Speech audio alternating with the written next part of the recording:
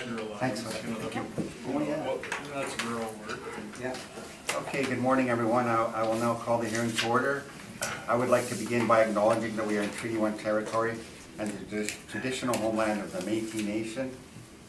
This morning, on the panel members on my far left, Mr. Maurice Therion, direct left, Ms. Lynn Nesbitt, and I'll be chairing the hearing, Robert Hutchins.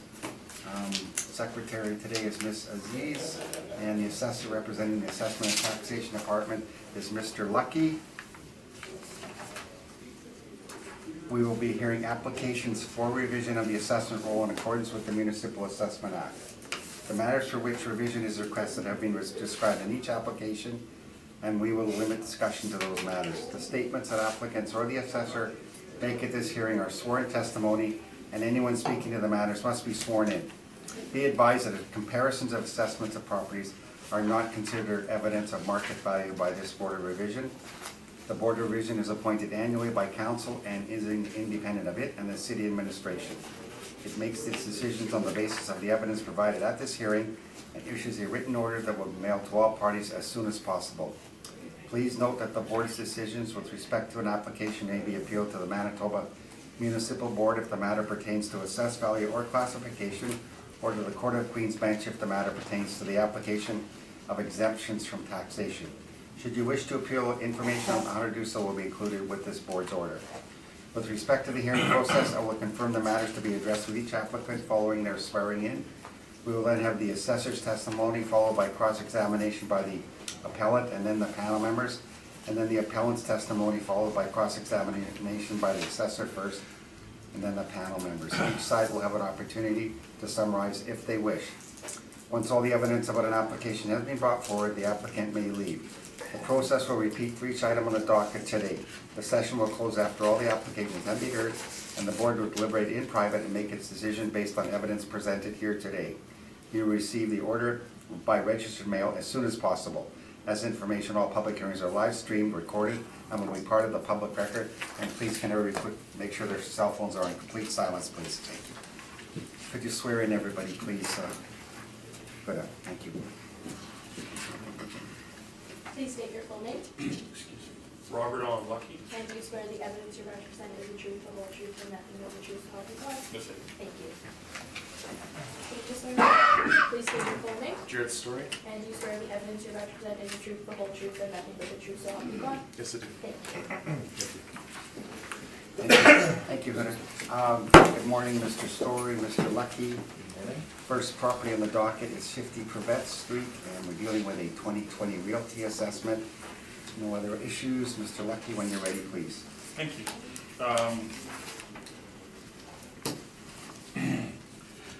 File number 19-3300. Roll number 0205113600 is a property 50 Prevette Street, and we have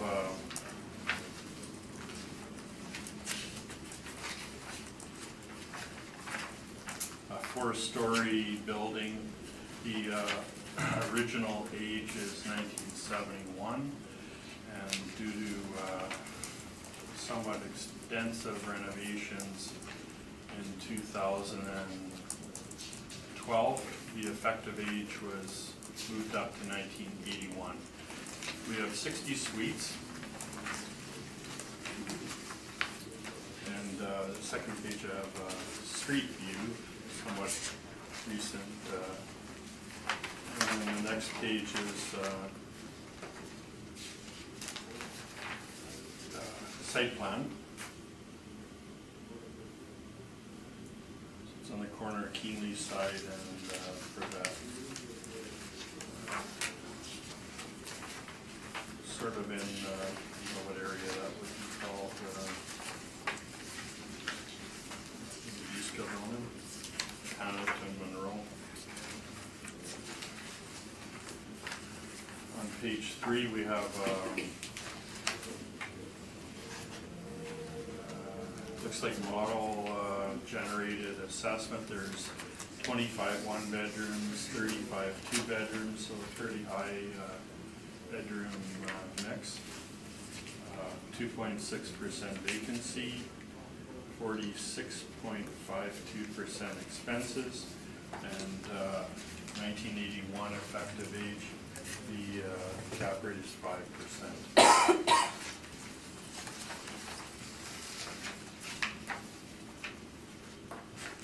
I think that would be about it. So if you have any questions, I'd be happy to try and answer them.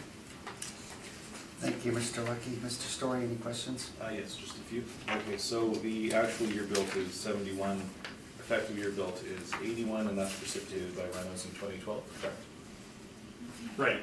Okay, and do you have any permits to show what the extent of the work that was done? I don't have any permits, but I have notes from the assessor that went out there. It's fine. Now, the basement area, there's no basement in this building, is that correct?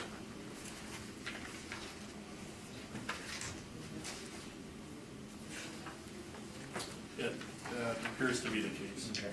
Now, okay, on page 3, you've got your income value summary. Now, is it safe to say that these are all model inputs, is that correct? I believe so. Okay. But did you check any of them or override any of them for the purpose of this assignment today? I didn't know. Now, I asked because the average monthly rent that's being modeled here is $969.55. But if we use the income that was provided by the owner, and that's the last page of your brief here, if you take the suite breakdown, it's actually $883 per suite is on an average. So I suppose my question is, if we have the actual rents in place, which are contract rents effectively, do you think it's appropriate to look to other rent comparables that are not the rents in place in order to develop the indication of value for this asset? I suppose I'm asking, wouldn't it be logical to use the actual rents in place versus rents of comparable properties?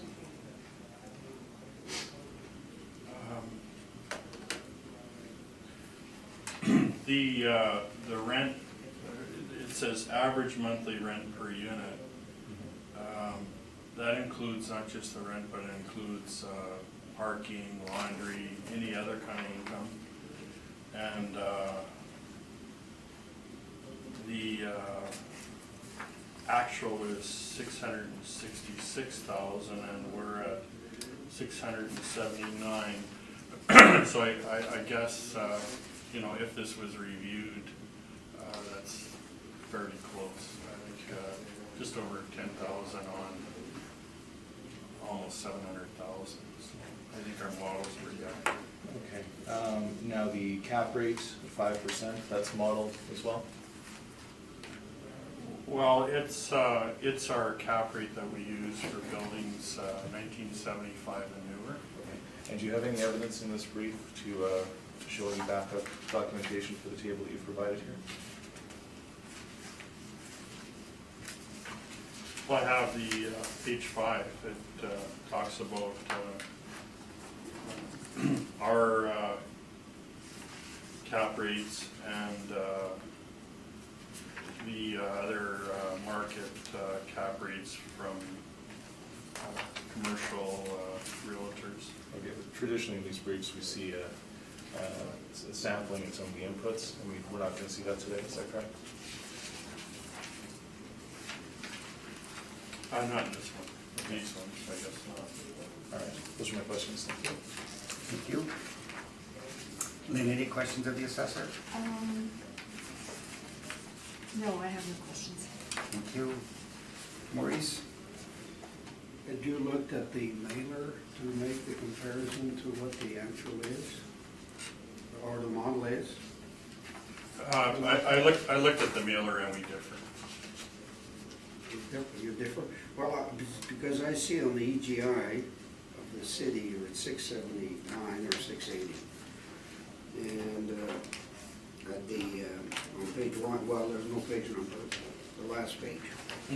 You're at, it is at 666, 273 versus the 679. So it seems a little high in relation to the model, because that is lower.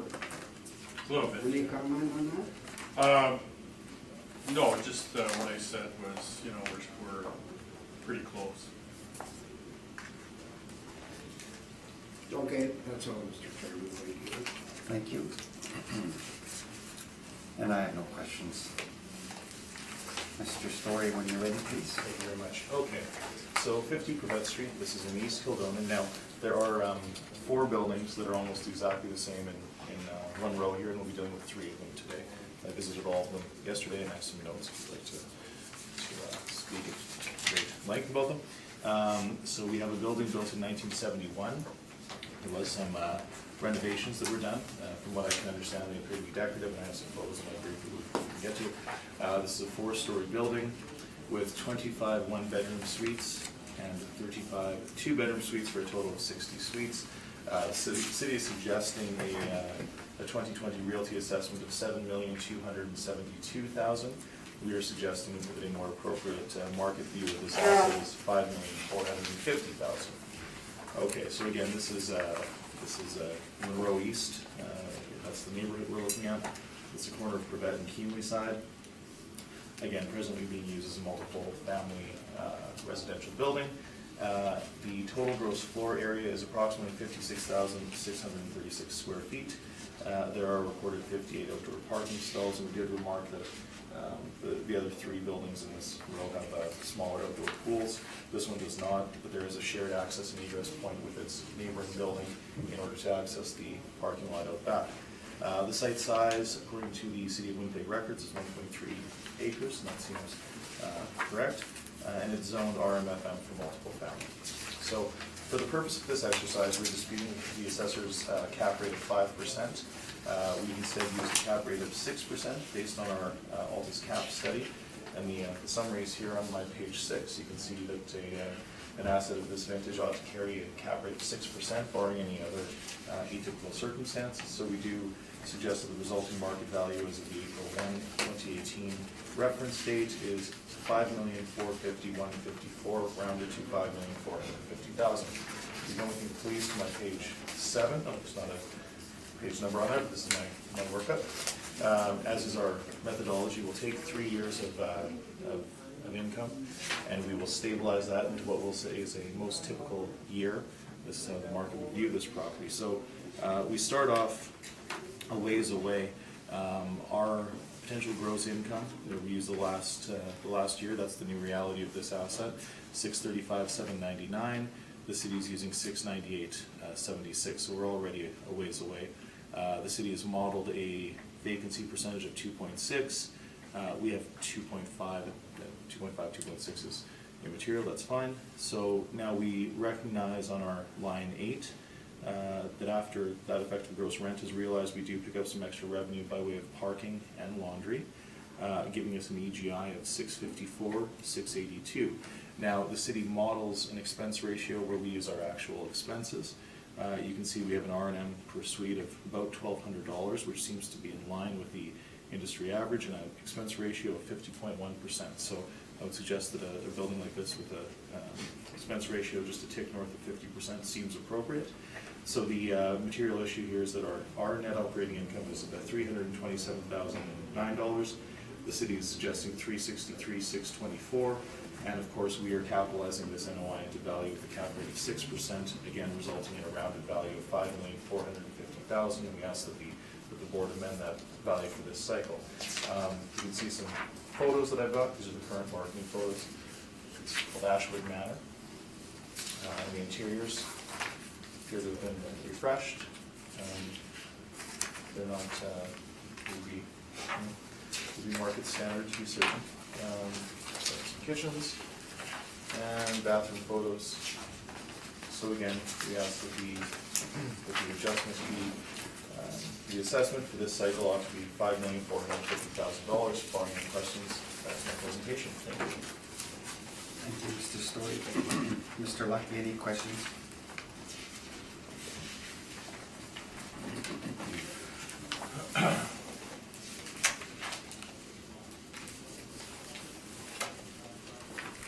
So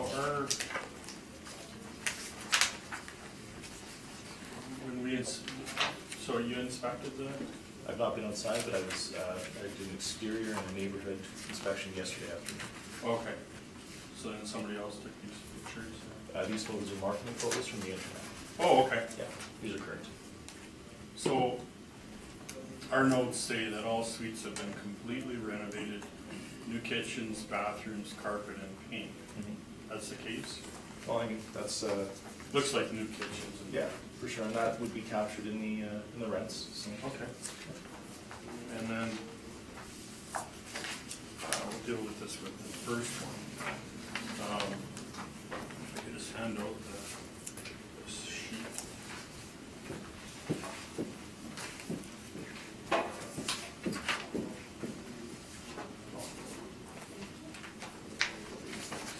Thank you.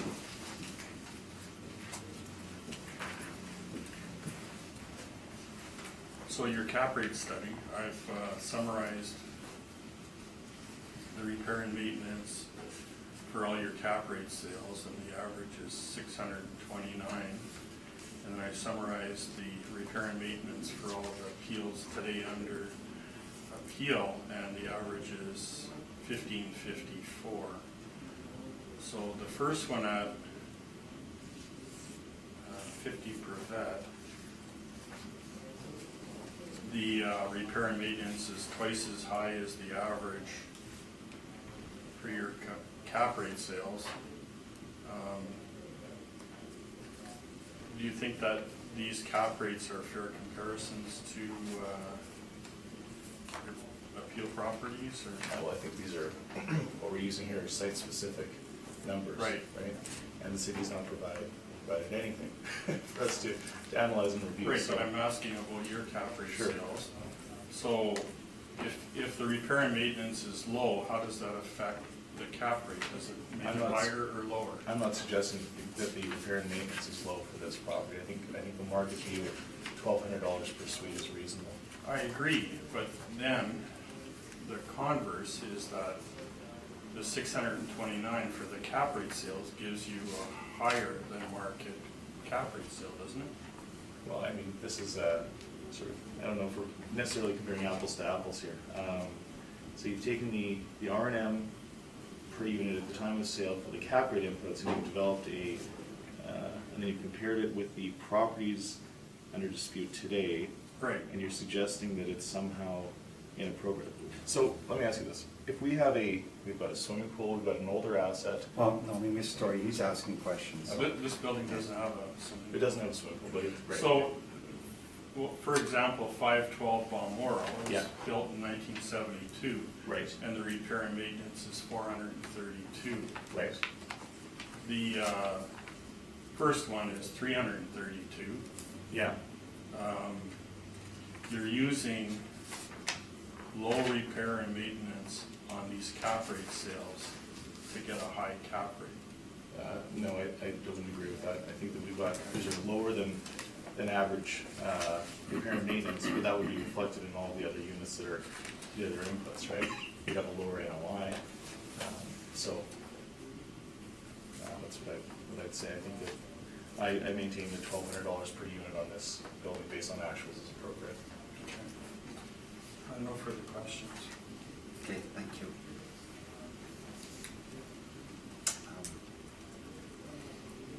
Lynn, any questions? Just, About the rebuttal? yeah, just a little one Sure. here. Yeah. Oh, on the rebuttal? Okay, I no, have let's none. let's ask. Okay. First, sorry, yeah. Okay. Here we go. Just looking at your page workup. Yeah. You've used a 2.5 vacancy rate, Yes. despite 15, 16, and 17 all reporting vacancies of less than 1, and your stable, or your average is 0.5. Right. Why do you use 2.5, Good and that question. isn't borne out in the actuals, which No. you're relying on for most of your, Absolutely. except for this little component, it seems. To be certain. So, again, there were renovations in 2012. So,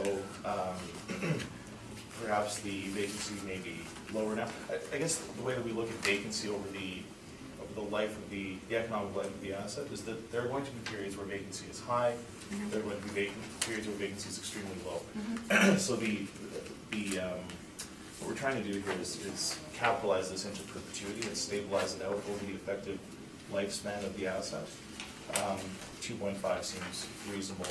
We generally haven't disputed the assessor's vacancy unless in extreme circumstances where there is some long-term vacancy. So in terms of capitalizing this vacancy into perpetuity, 2.6 seems reasonable. We also have to remember that that's vacancy, collection loss, and bad debt. You might start to even look at discounts in that equation, in which case we end up with something that would likely be north of 2.5%, but in terms of the economic life of the building, 2.5 seems reasonable. So. No, I'm just questioning if you're relying on actuals, why wouldn't you rely on actuals all the way through? Like you're Sure. actually mixing and matching a little Well, bit, no, I right? wouldn't say that. I would say that if we looked at this building's been around since 1971, if we looked at its vacancy from 71 till now, we're just assuming that 2.6 would likely be.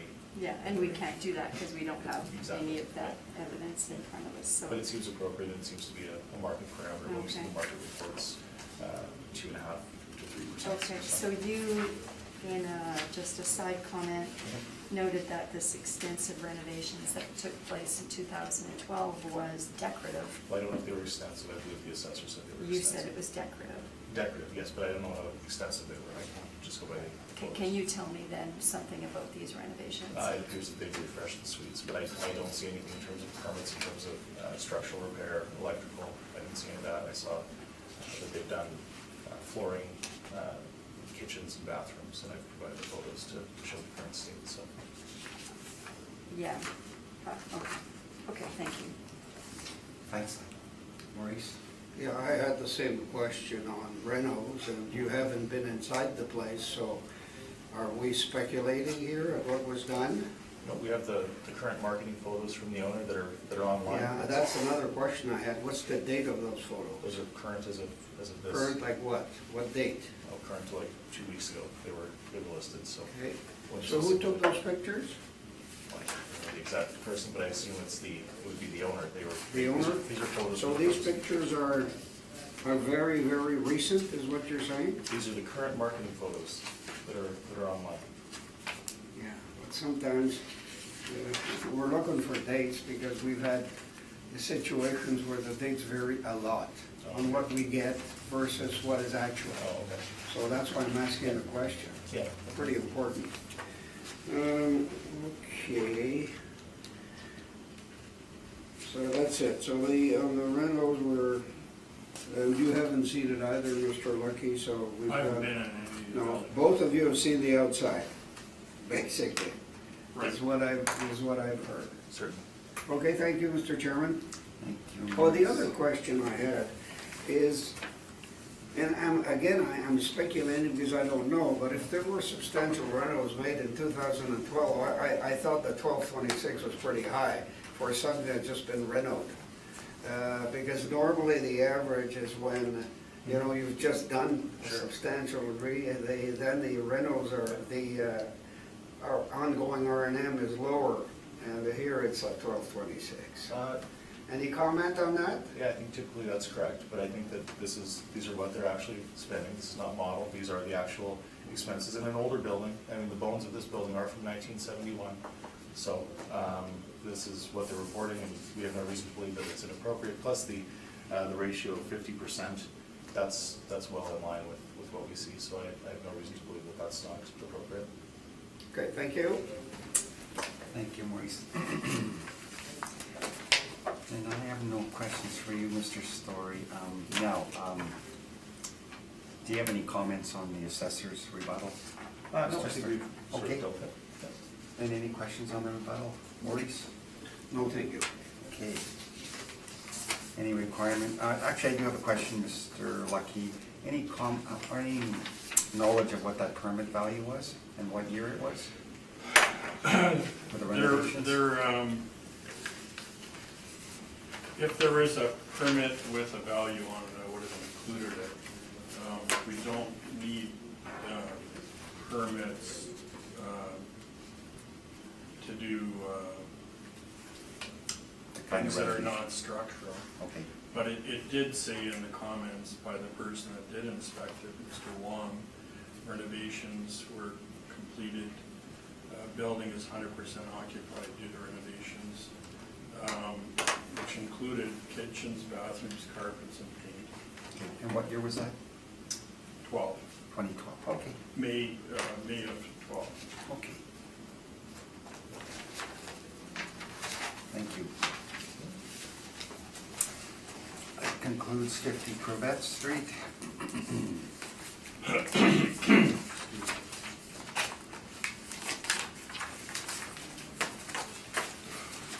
Next property on the docket is 120 Crevette Street.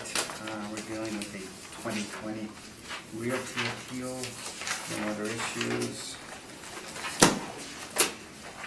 And Mr. Lucky, this rebuttal you handed out, is that relevant for all? It's relative. Properties today? It's relative to the cap rate study. Okay, thank you.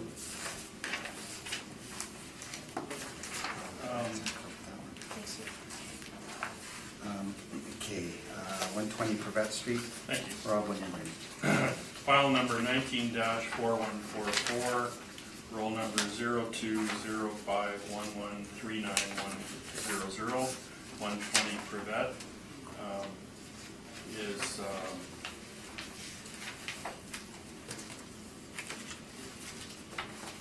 five-story 1973 building with 65 suites. There was 3 permits that were non-descriptive, no values. I didn't include them.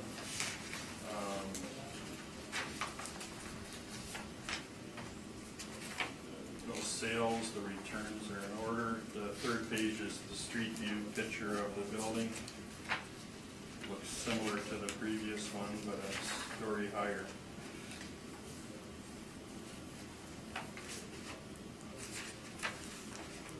This building is on the corner of Monroe and Crevette, as the site plan says. And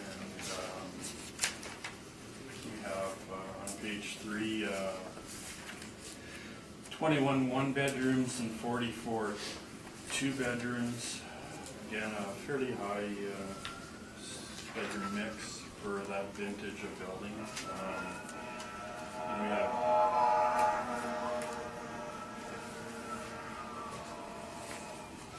welcome to working on Main Street. That's what I hear a few times a day. Anyway, these are model parameters again. It doesn't look like it's been set to the exact numbers. Our overall income per unit,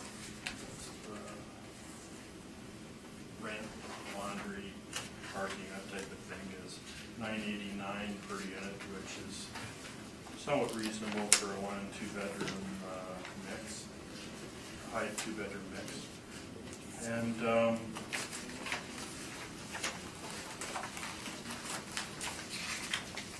I would ask that you accept our assessment of $7,191,000, which is just over $110,000 a unit, which for mid-rise buildings is quite reasonable. So if you have any questions, I'll be happy to try and answer them. Thank you, Mr. Lucky. Mr. Story, any questions? Yes, just a few. Okay. Excuse me. Okay, so now 120 Crevette, do you know that this is a regular lot that backs onto a rail line?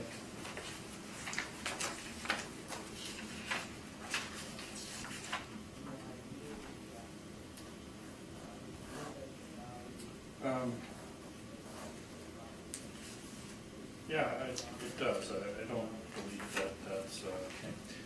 Now we've got an actual year of 73, effective year of 73, and so are we suggesting that there's no age variance based on permitted work that would extend the useful life of this building? Well, what it tells me is that nobody's been in to review this building. I don't know that a age difference is warranted or not. I haven't been in it. So you've not visited the property? No. Okay. And again, page 3, your income value summary, everything here is modeled, is that correct? It would appear that way, yes. Right. Did you have a chance to review the income and expense mailer submitted by the owner? I have. And did you remark the high amounts of discounts? Seems acceptable.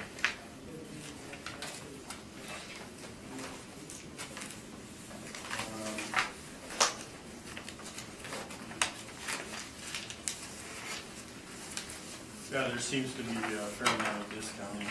And does the city's model have a way of capturing, I know we have a way of capturing vacancy, but if we use discounts as incentives, is there a way for the model to capture a high rate of incentives? There isn't. And I guess part of the problem is that discounts often don't follow with renewals. And when I say that, I mean that, speaking from experience, new tenants are given 1 month's free rent in some cases. And when they renew a year later, they don't get that 1 month free rent. So discounts aren't necessarily consistent. They're,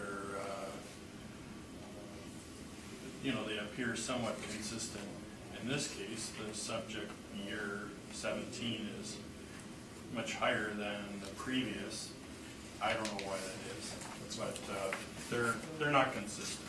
And the models used a 5.3 cap. Is that primarily due to age or? It is. This building is right at the top of the 5.3. 1974 is the very top, and then at 75, it reverts to 5%. So it's 2 years from being 5%. Okay. And again, you've not included a study or background calculation or supporting documentation as to how the city has come to their cap rates for this sector. Is that correct? Right. Okay. Well, then those are my questions. Thanks. Thank you, Mr. Stewart. Maurice, any questions of the assessor? Maybe a general question. Have you inspected any of the buildings that we're gonna be seeing today? Because if you have, I'll ask them as we go along. The only building that I've actually been in that I remember is 680 Kildare. I did extensive work on that, but that was a long time ago. Okay, but that's the only one. The others you haven't inspected them, like this Correct. subject at the moment. Okay. 680 Kildare is the only one I've actually been in. Thanks, Maurice. Okay, thank you. Lynn? Yes, I have a question about the expense rate. So in this 1973 property, the model has generated a 49.29 expense rate.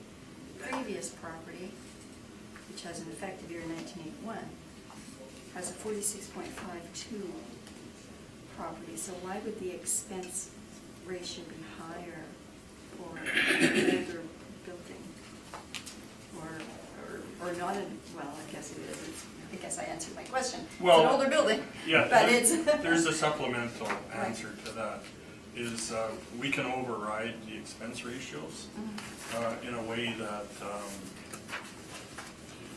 you're right, age is a factor, and that affects the expense ratio. Okay.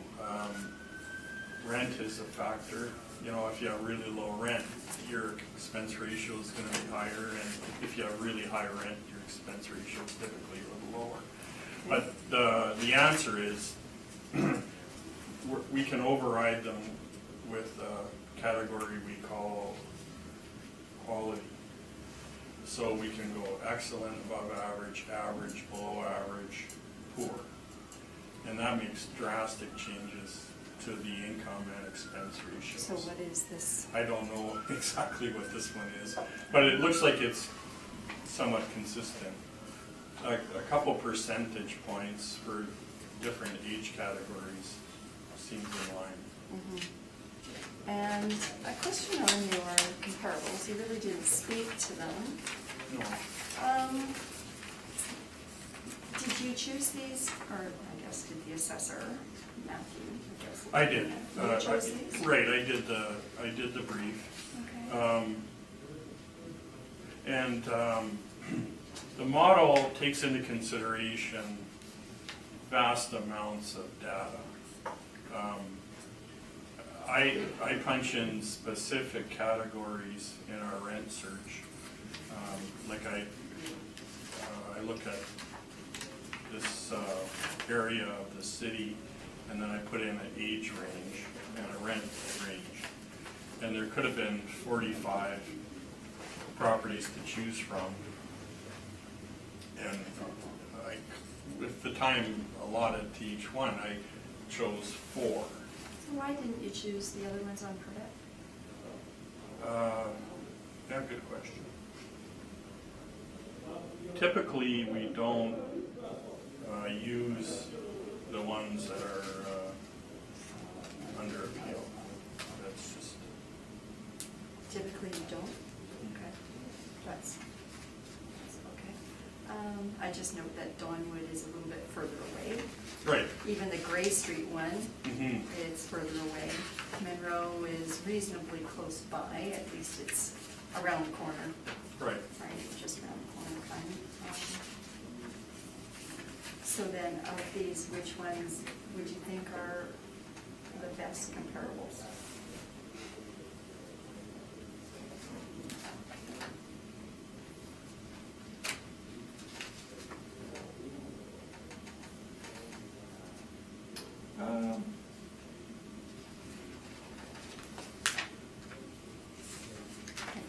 They're all somewhat good. They're, 3 of them are pretty much the same age. Gray, I believe, probably is similar age, but had renovations. Whereabouts on Gray is that? I'm not sure. Okay, thank you.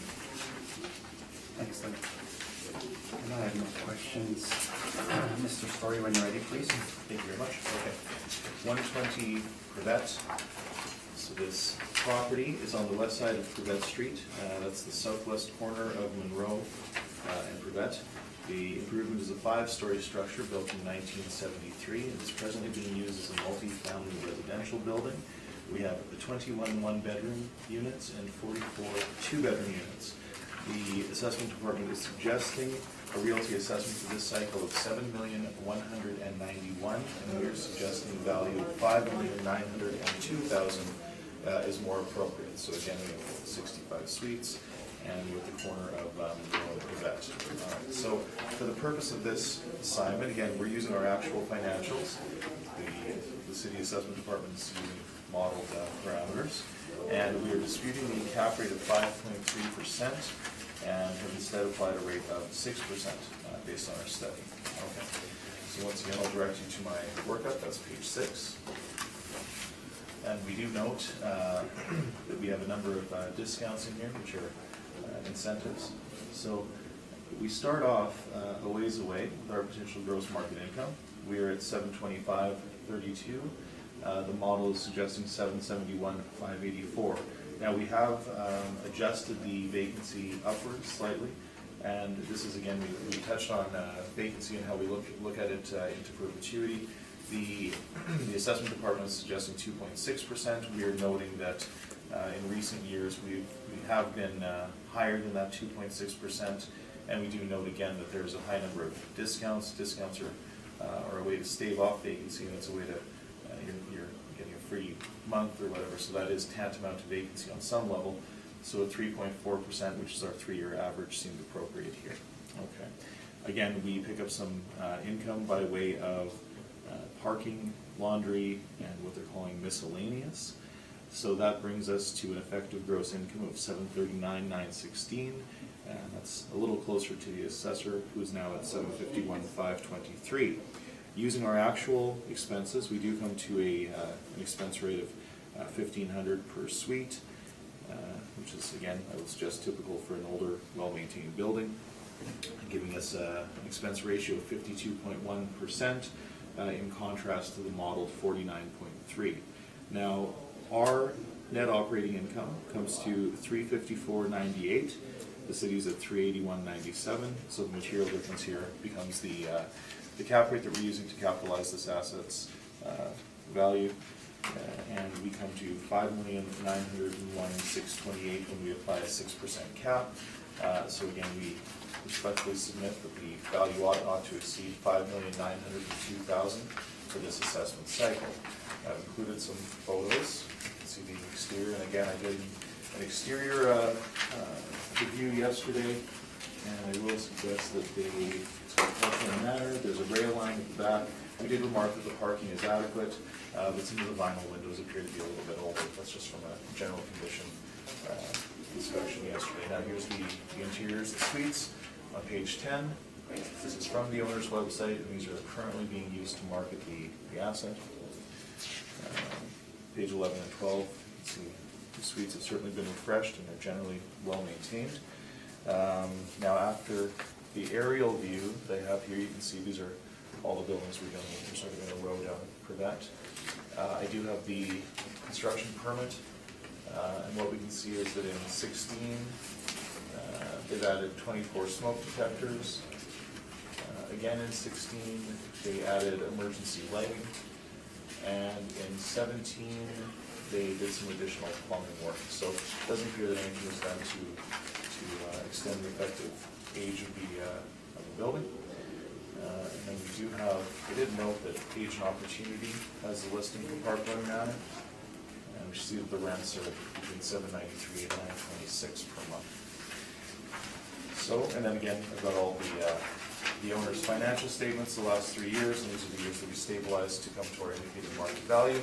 So I suggest again that the value ought not to exceed $5,902,000. And barring any questions, that is my presentation. Thank you. Thank you, Mr. Story. Mr. Luck, any questions? Sure, thank you. Oh, here it is.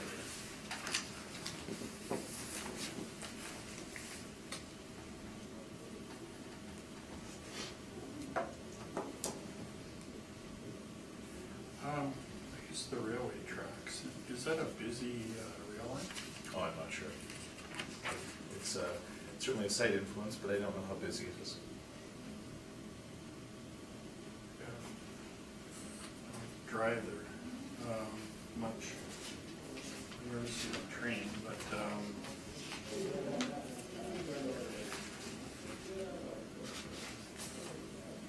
your repair and maintenance of 98,000 is lower than lower than the average, a little higher than the actual for 17. Do you have a breakdown that would show how you arrived at the 1512 per unit? Like, Sure. did you take capital out of that? Or? Capital is removed from that, so that's why and so when we see years that appear atypically high, so 16 is atypically high, you can see we're at almost 140,000. So in order to stabilize this, we've looked at 2015 and 2017, and that's how we've come to our 98,262. It's an average of 15 and 17, which appear to be more typical years, and we didn't include 16 because that would be distortive. Oh, I see. So you averaged 15, 17? That's correct. Oh, okay. But we don't know if these still included capital? Or? I'm suggesting that they don't include capital. Okay. This building also has a pool. We got 4 pools. This one does have. Oh, okay. So perhaps R&M is a little higher in scenarios where we have pools. So, yeah, Sure. I have no further questions. Thank you. Lynn, any questions? I have no questions. Thank you. Maurice?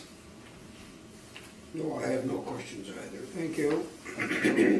Okay, Mr. Story, my question is, okay, so we've seen 2 properties on the docket so far, and neither of them have included in your analysis any market evidence from other properties? You're just using stabilized Well, NOIs, I guess, would yes, that be fair? Yeah. our methodology suggests that a site-specific analysis is how we ought to value these properties. Okay. My understanding is there's a board decision, it's the Marion Holdings decision of 1995, and since then we've been using site-specific income expense stabilized over 3 years, so that is our methodology that we use for all multi-family residences. Save for cases where we have one today where it's subsidized, then we do look to model markets, because it would be distorted not to this.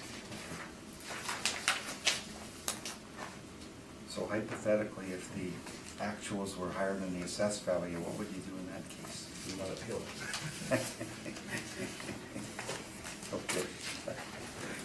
That makes sense.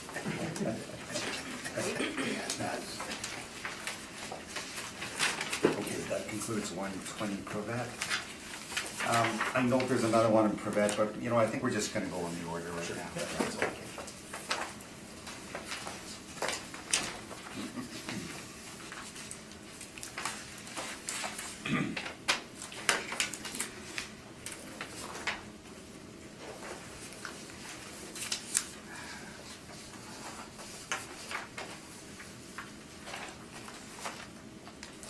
Okay.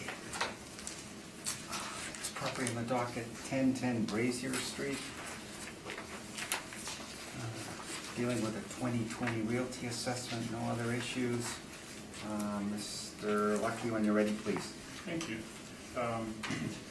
We have file number 19-3717, roll 0203025500. The property at 1010 Brazier Street. It's a 4-story, built in 1969, and the property was inspected, and based on the renovations, was given an effective age of 1989. There's 62 suites. Fairly large site plan, just over an acre. The next page is a street view picture. So 1, 2, 4 stories, looks like no basement. Similar, I think as Mr. Story said earlier, these are somewhat comparable buildings along Privet. I think it's the same owner, is it? Yes, it is. MIH? Yeah. And this shows the site plan on Brazier.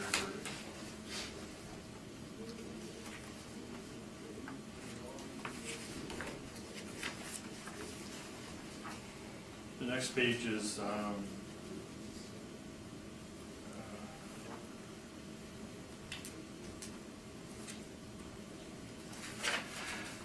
there's no value, but again, it replacing carpets, kitchen, toilets, sinks, flooring and paint, electrical included.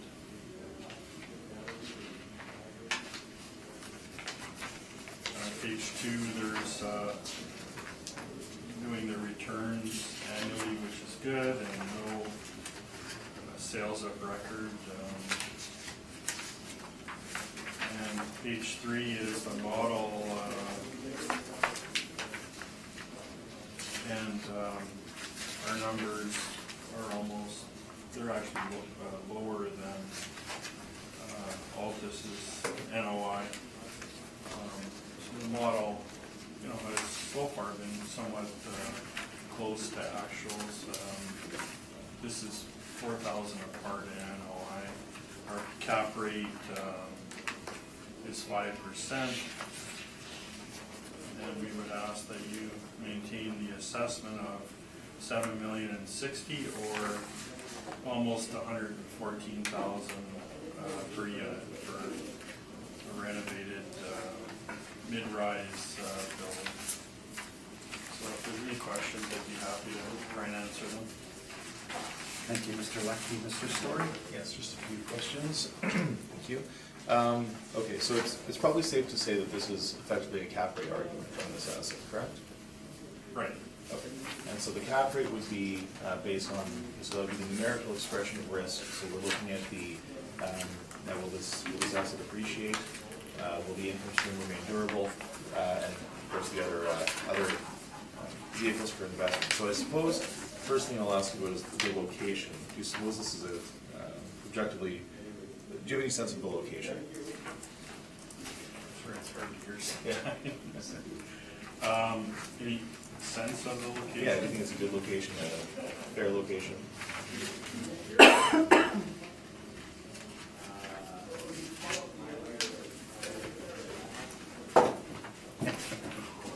I don't. Okay, so are you aware that this backs onto the Curtis Hotel?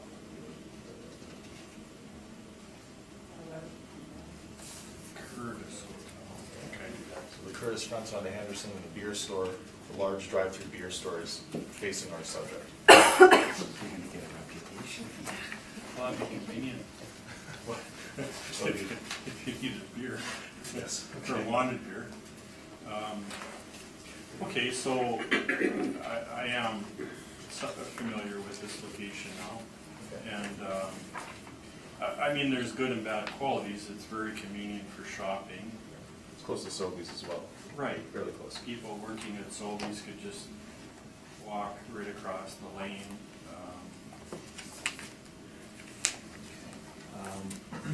Now, there's some issues we've remarked, there's only one access point for the parking, and that's a single lane in and out, large parking lot, but it does have some access and egress issues. Are you aware of that? No. Okay. Now, we're not disputing the effective age, because you rightly pointed out that there is some electrical work, correct? But the bones of the building are still from 1969, and it is, okay, so it's masonry, but in terms of the elements that would effectively cause the age variant, that would be primarily electrical work, correct? I don't have the notes on the inspection, but being 1969, if it was, it's at the upper end of the 5.3 cap properties. It goes from 1940, I think it's 5 or 6, I can check. You're using a 5 cap here, though, right? So if the actual age was 6 years newer, it would be at 5, but the fact that it was renovated pushes it well above the 5.3 to 5 gap. And again, that's all modeled. Right. And we don't have any cap rate info saved for the table that has your summary and then the brokers, is that correct? Sorry, what was the question? Oh, I'm saying that the city is not providing any cap rate evidence to show how they've come to this 5%, but we do have the summary of the lows and the highs and the 20th and the 80th percentile, along with the... Right, as well as the market information from the brokers. Okay. Those are my questions, thank you. Thank you, Mr. Story. Lynn, any questions? I have no questions, no. Thank you. Maurice? Just looking at the mailer here for a sec. Sure. Maybe I'll ask a question in the meantime. Okay. Mr. Lucky, so there's no, we keep on seeing these permits with no declared construction value. That's quite common. Yeah. Is there a value assigned in your notes at all? No. No. What's the deal with these, with there's no values put in lately? You know? Well, lately, I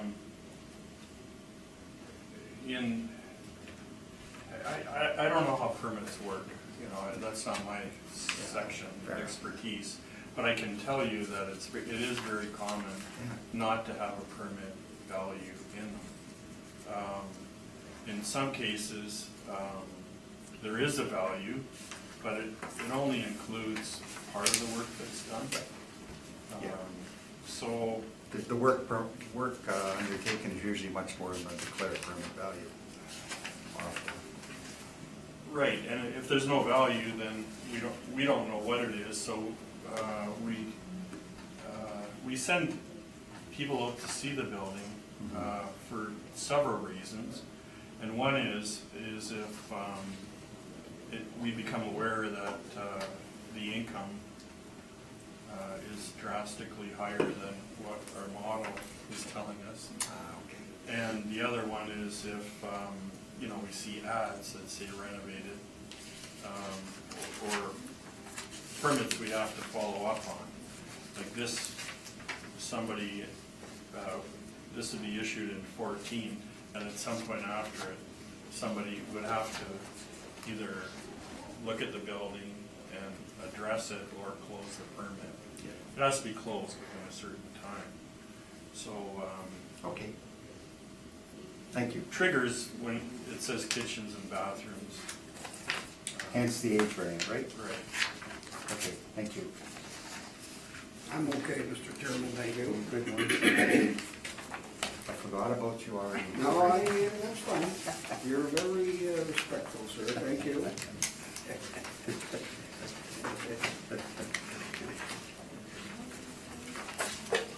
I think I would have heard from you, right? You had a question. You were, Okay, Mr. Story, when you're ready. Did you get a silent wallflower? Okay, so our subject property is at 1010 Brazier.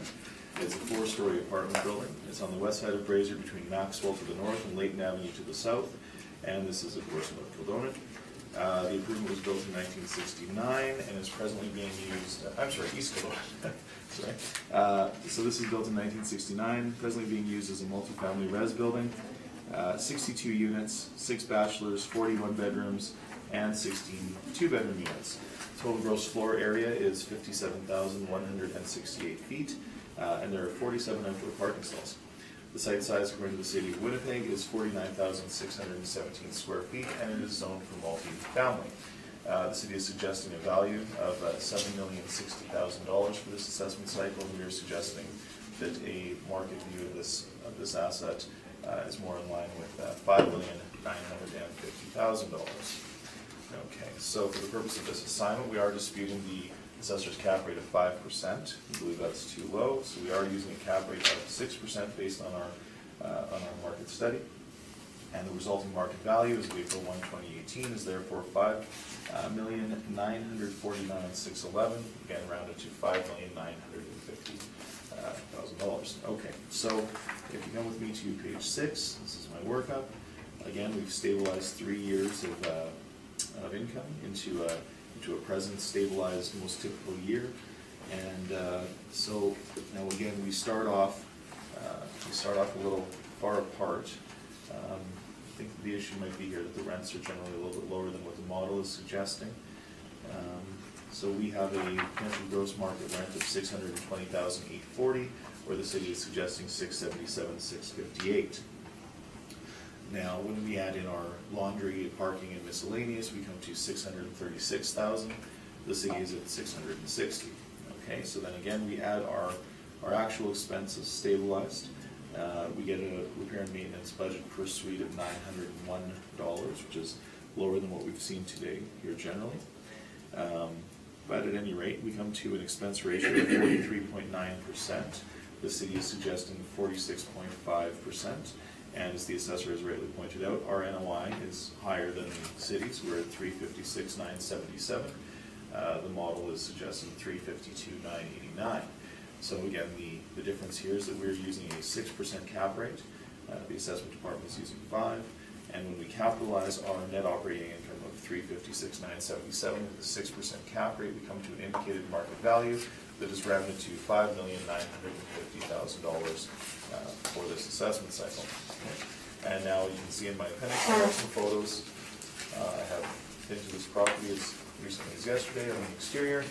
We've got some photos of the interior. Now we've mentioned that it is the same owner of the property we looked at earlier on Quebec, and they're using the base of the building, the actual subject, but the interiors are the same marketing photos that they've used for Quebec. So I suppose they were likely refreshed at the same time, I would imagine. We have the owner's income statements, and barring any questions, that is my presentation. Thank you. Thank you, Mr. Story.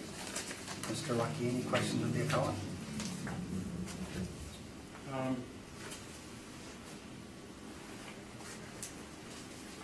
So your page 9, it shows, it says newly refurbished? Newly refurbished rental suites available for occupancy, yes. And that sign is up today. Okay. Yeah. Gotcha. So the other thing that struck me, on my site plan, Yeah, my report, yeah. it doesn't actually, like, that's not the Curtis Hotel, is it, that it backs on? Isn't that an office building?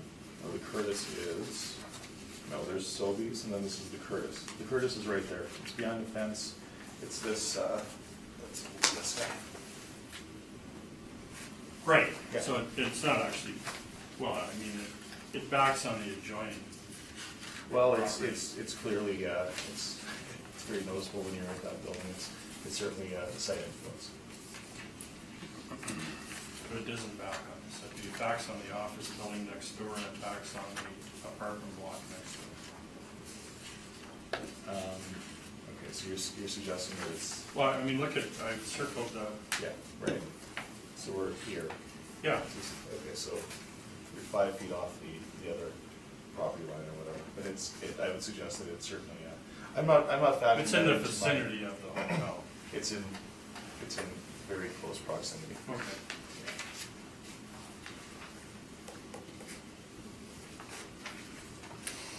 Anything else, Rob? No. Okay, thank you. Maurice? Yeah, I just want to pick up a little bit on your comments on location. Sure. Would, but I was looking at the vacancy rate on page 6. Wouldn't the vacancy be an important factor if the location was a problem? Because if I look at your page 6, line 5, it's been pretty, every year's been quite good in respect to vacancy, so. Sure. What would be the negative things if it's rented all the time? Well, the rates are very low compared to Rates other- are low, that's your argument? I figure that's what you come Well, up that's- with, but Well, that's what we can see but that. location was, Well, okay, hold on. If we look at the actual, average monthly rent per unit, the model is suggesting 910.83. Yeah. I calculated the actuals, it's 845. okay, So, I'm not saying it's a terrible location. I'm saying that there is certainly a site influence with having the drive-through beer store directly facing the apartment. And that's not been, I haven't made an adjustment to the cap rate, that's just a general comment based on inspecting the site. So, and in terms of the vacancy, vacancy is generally a function of the rental rate and what the market is willing to bear. And in this case, the rents are slightly lower than the average. yeah. Except, you know, you can do a lot of things with figures. And if I look at the mailer, and the mailer at the EGI is at 640. So, I mean, the rent is shown as 620, but the mailer shows 640 after vacancy. You're at 636. So that first line is a little misleading in respect to what the place brings, because of laundry, parking, and everything else, you moved it up to 636, while the mailer's got it around at 640, 546. So, I'm not sure it's only the rent aspect, because, you know, the EGI is pretty important, because you're taking out bad decks, you're taking out vacancy, and so on. So, I'm just saying, the city's rents include these areas. Right. While, so I'm saying apples and apples? We Okay. do as well, we just break it down. So the 620 to me is, well, like I say, figures depends how you analyze them.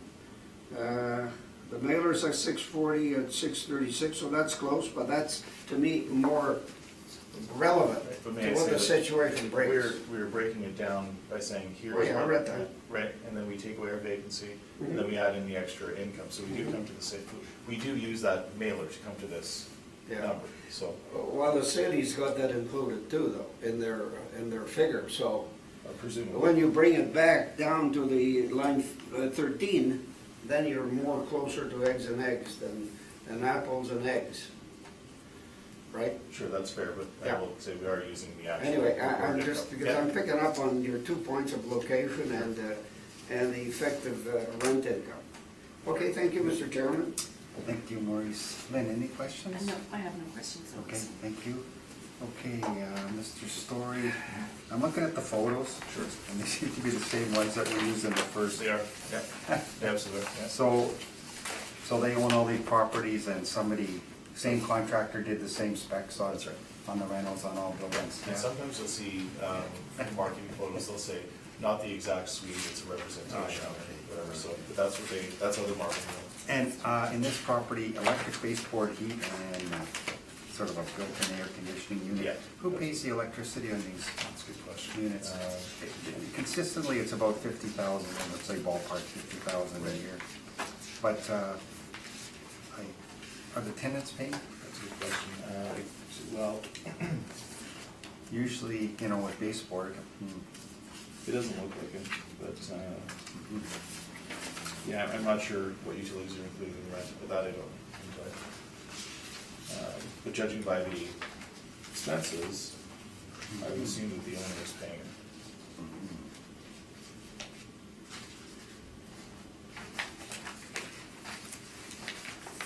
You don't have a copy of that promotional determining who pays what? Oh, I don't think it's in your brief, no. no, I don't.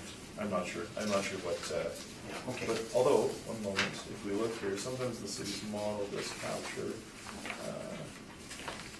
heat and rent, it doesn't say, so, no, hard to say. Okay. Thank you. That's my only question. Okay. Do we take a short break, Mr. Yes, Chairman? we can. We will recess for 10 minutes, please.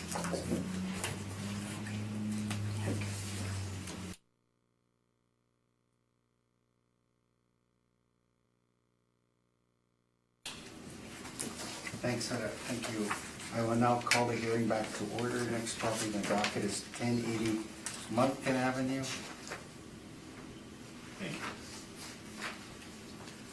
Excuse me. Rob, when you're ready, please. 2020 realty assessment. Okay. We have roll number 19-2396, roll 0206-105-0000. We have two-story building with basement. Built in 1968, and the assessor that inspected somewhat extensive renovations gave it an effective date of 1993.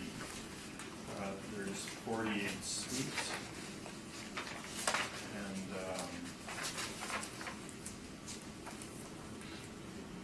on page 2, the returns are all up to date, and there's an old 9-year-old sale of 4.5 million. I didn't investigate that, and then an older one yet. So the next page shows the street view picture. The yard's been redone, envelope. The location is Moncton, just north of Monroe. This would be backing on the same tracks as Corvette, except the other side.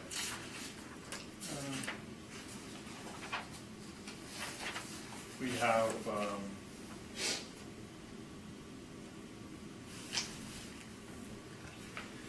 24 one-bedrooms and 24 two-bedrooms. The overall income is $1,085 per unit, and and, we have model, cap, expenses, and vacancy. Anyway, I would,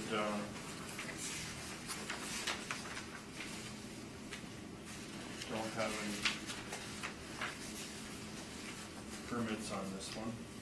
It was inspected, and I would ask that you maintain the assessment of $7,033,000 or $146,500 per unit.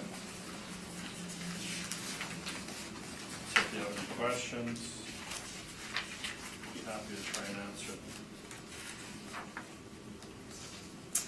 Thank you, Mr. Lucky. Mr. Story, any questions of the assessor? Yeah, just a few. Now, I'm sorry, you said that you did not find any permits in this building, is that correct, for the work done? In our system that I looked, there could have been permits, but I didn't print any, I may have not have printed ones that didn't have values or were specific to the work. Okay, but an age variance of this magnitude would be relatively rare. This is a pretty big jump. Right, the assessor that would have inspected it would have felt that it was extensive Okay, so- upgrade. So just so we're clear, when an age variance is changed, somebody from the department goes, inspects the building, and then they use their judgment to apply that variance? It's not, it's a judgment call, correct? They use their judgment and they discuss it with the supervisor. Okay. So the supervisor has to sign off. Okay. Now, did you say the envelope had been somehow remediated? Well, from the picture, it looks like a new envelope. Okay. All right. Have you visited the property? No. All right, and the, excuse me, the inputs here are modeled, and I'm going to assume that they're modeled based on the new age versus the old age, is that correct? The model parameters that we're The using. model parameters would be based on the effective age. So, just so I'm clear, if the building was actually built in 1993, would it have the same parameters as a remediated building?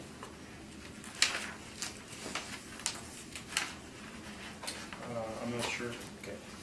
All right, and again, there's no cap rate evidence besides this table, so I suppose those are my questions. Thanks. Thank you. Thank you. Lynn, any questions? No questions. Thank you. Oh, other than, That'd be when, great. when did those extensive renovations take place?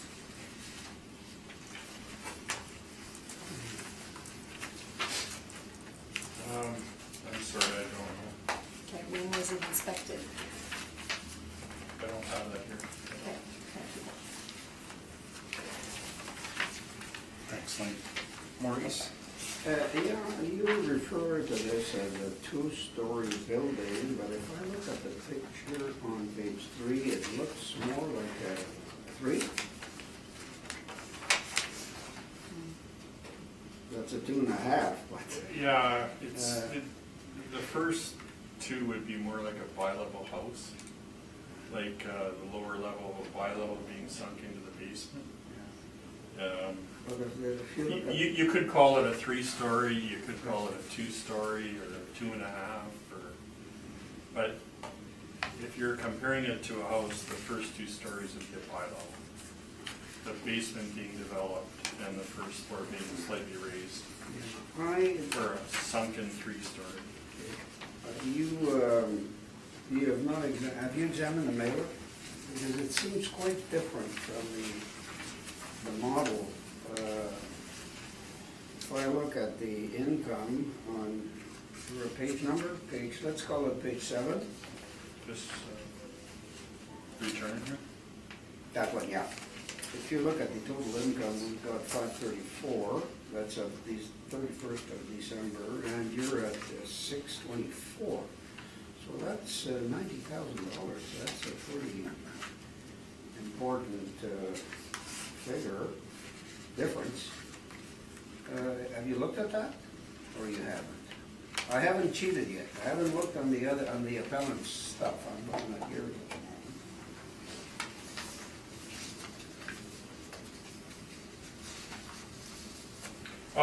No, you're correct, we're higher than, Okay. the actual. Okay, and the other is on the Miller again, on page, let's call it page 8, I see the vacancy is 21,007. So I'm not sure what percentage that is. It's probably 4 or 5%, I guess, 4%. You didn't look at that either, did you?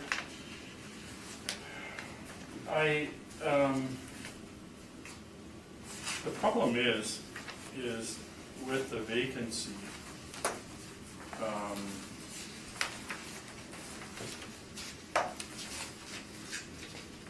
some people fill it out as the vacancy that should be added to this, and 511, 914, and some people fill this out where the top part is, normally the residential income 105 is filled out as being the net after vacancy.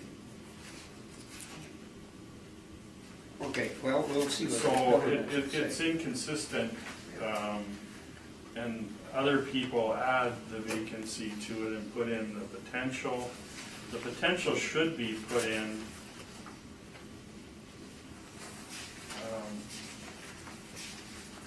on the very last page. That's supposed to be the potential, but often property managers don't know what the potential is. They know what they've collected, but they don't know what the total potential could be. It's unless you track your vacancy, which most people don't do.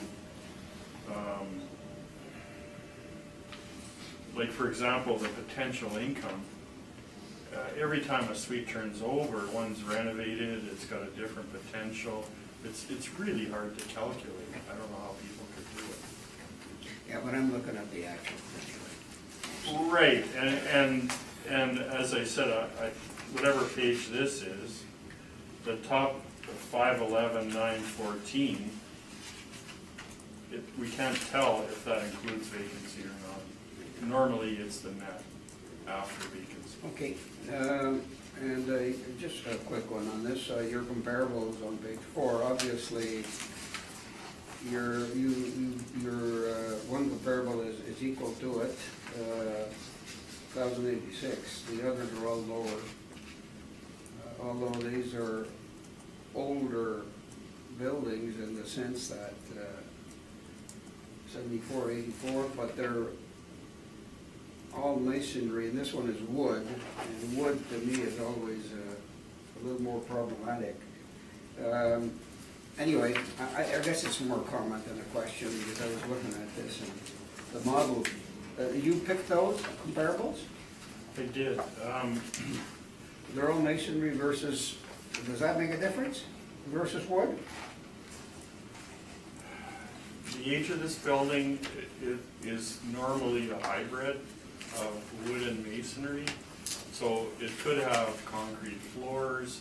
I don't know. I would suggest, obviously the two high-rises, 2 and 3, have to be, in that area, they have to be masonry. The older buildings, it could be wood, it could have a combination of wood and concrete. The person that did the costing of this in the 60s put ore, the framing of the walls are wood, but it's not an exact. But I should point out that the subject sweet mix is superior to all of them except for number 1. So there's 24 ones and 24 twos, which is a really high 2-bedroom suite mix for the 60s. Normally, they were mostly 1-bedrooms, and that's apparent in 2, 3, and 4, which it's higher 1-bedrooms. Okay, that's all, Mr. Chairman, thank you. Thank you, Maurice. We're up on the last page of your presentation. It looks like there's a different suite mix than you're assessing. There's less 1-bedrooms and there's a couple of 3-bedrooms, according to the declaration on the income expense statement. Oh, okay. Yeah, I don't know, would that make any difference in the modeling? Well, it would change it if that's the case. It Yeah. would increase the value. Yeah, it would, wouldn't it? I'll make a note to check that. Yeah. That's my only question.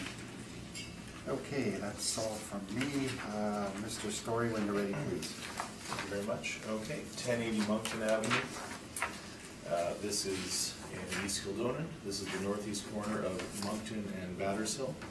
The original building was built in 1968, as we pointed out. It is Class D stick frame construction. The city has applied an age variant of 1993, as there were renovations done in 2011. We do remark that we're not contesting that, but we do recognize that the original bones of the building are from 1968. This is a 3-story building, so that's 2 stories plus a full basement. Gross floor area of 44,415 square feet. We also have 24 1-bedrooms and 24 2-bedrooms, though it does appear that the owner is remarking that there are a couple of 3-bedrooms in there at this point. Though I did a quick check, and it appears that the 3-bedrooms are renting for only a nominal amount higher than the 2-bedrooms, which is interesting. So the city is suggesting a value on this asset of $7,033,000. We're suggesting $5,581,000. So again, for the purpose of this assignment, we are disputing the assessment department's cap rate of 5%, and we're instead using a rate of 6% based on our study. We do note that we have a bracket between 75 and 97, and barring any abnormalities, a cap rate of 6%. Is what the market, how they would typically view this asset. So if you go to my workup, now we have an issue here where the 15 and 16 financials were not reliable. There was a change in management, so we've used 17s. We believe that those are most appropriate. So generally, the stabilization that we've been doing on all these properties today is slightly different here because we're using the 17 financials as a baseline, and we're saying that we don't believe that the 15 and 16s are appropriate. I've included them anyway. We can certainly speak to them, but 17 is our baseline year. Okay, so we are a ways off for the potential gross market rent, but if we want to fast forward to where we've added our extra income, we're at 558, where the assessor is at 608. Again, we've taken our expenses, which equate to an R&M of $1,328 per suite, giving us an expense ratio of 40%. The department is modeling 42.2%, so we're well within line. The NOI that we come to is $334,886. The assessment department is $351,665. So the major issue here is that the department is using 5% cap. We're suggesting 6% is more appropriate. And when we capitalize our NOI, we come to an indicated market value of $5,581,429. So we respectfully submit this board adjust the assessment of this asset for this assessment cycle to $5,581,000. I've got some photos here. You can see the interiors. They've certainly been updated. It starts on page 9. Again, these are marketing photos. And you get a sense of the interiors. These upgrades are likely capturing the rent. Again, we're not really arguing the age variance. It does appear that the building there's been some work done. I will remark, though, in my notes that the parking lot was sort of tricky to get to, and it's a bit difficult to navigate, but I've not adjusted the cap rate or any other variable based on that fact, just a point to mention. Okay, so barring any questions, well, that is my presentation. Thank you. Rob, any questions of the appellant? On page, your adjustment page. Yeah. It shows,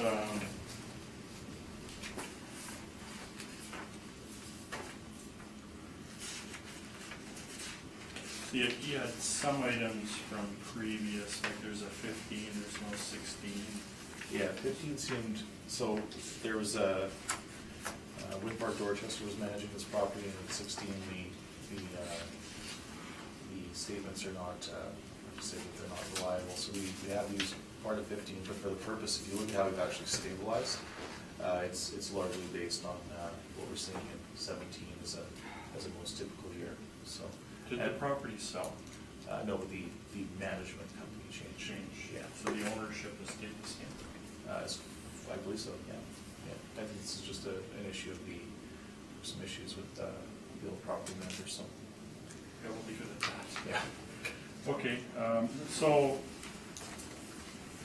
I guess we talk about the renovations. The income has gone up drastically. I calculate from 15 to 17, it's gone up 18%. And there's some vacancy, but you didn't use it, but that could suggest.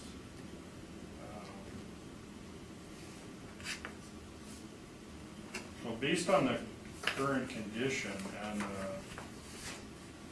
drastic increase, do you think that the current condition could reflect higher than 17 income? No, I think that and this is again why we're talking about the 15 and 16. I don't think those are reported properly, so to use that as to say that the income has gone up drastically from 15 to 17 to me is probably not appropriate. We've got two different property managers here. I would suggest that the current is the most appropriate.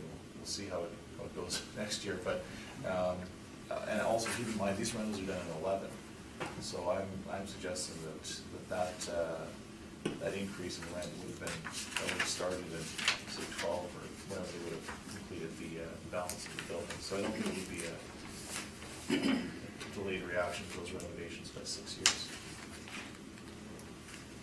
Okay, no further questions. Thank you. Then any questions of the appellant? Yes, Mr. Stewart, have you been inside this building? Not inside, but it's outside. Outside? Yeah. And so, the pictures that you've included, who took these pictures? When I include photos, they're marketing photos, and they're what the owner is It's on the displaying website or to- whatever. Yeah, exactly. So do you know if this is an example of what all the suites look like, or some of them, or? Oh, that's a good question, I'm not sure. This is what they present as what they'll call a typical suite, so. A typical suite? Yeah. Okay. And this reflects their current? That's what they're. That's what they're saying That's what in they're their saying, name. and making those included that as an example. Do you know when they were taken? No, I wouldn't know. Okay. Would you say it's above average rental property for its age, or in terms of condition? Yeah, I mean, for its age, it's also a very competitive rental market. So we do see, I did remark when I was in the neighborhood that there's a mix of what I'll call under-improved properties and properties that have clearly have been refreshed. So yeah, I think it's a good property. It's certainly been refreshed, but I did remark too that again the parking is odd because the orientation of this building is a bit atypical on its lot. It also has the rail line influence. That's not something that I've adjusted for in any way, but do I think it's good for its age? For 68 certainly.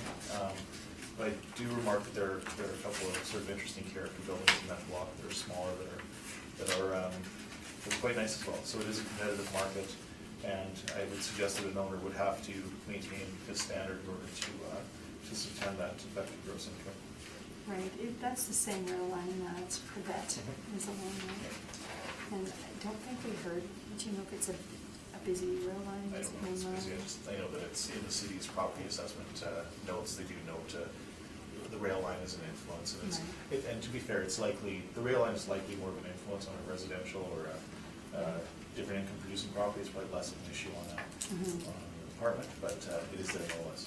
And you can see that it's odd configuration, mostly because the streets are, Yeah, well. Turning when we at drove that in, we point. had to back out, it was a bit, bit of a challenge, but I suppose if you lived there, you'd you figure it you'd out. figure it out pretty quickly, yeah. Okay, thank you. Thanks, Lynn. Maurice? Yeah, a little confused here on, let's call this page 25, just a little at the end. It's the mailer here. Now, I see it's dated the 31st of December 2018. Now, that's post-reference. I'm sorry, which, Well, it's above page 25, I guess, but go backwards and count, without counting the back 3 pages, I guess. This one here? okay, yeah, let me get So I see it's the 31st of December 2018. You said the 15 was not reliable, but I'm trying to compare that to your page, your summary, and it looks pretty darn close to what you're using. Could you clarify this for me? Because Sure. you've been referring always to 2017, but I see a 2018 here. Right, yeah, that should not be there, we should be using the May 3rd, 2018. That's the one that would capture the entire. Which one is that?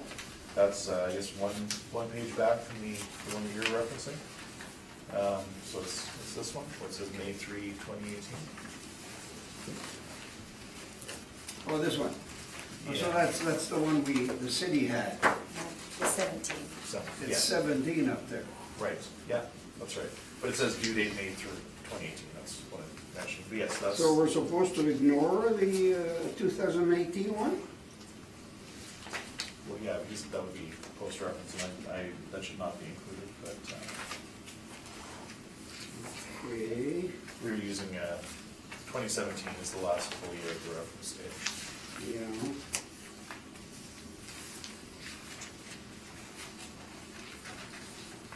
And so if I go back,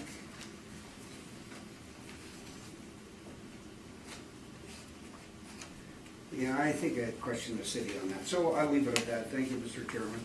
Thank you, Maurice, and I have no questions.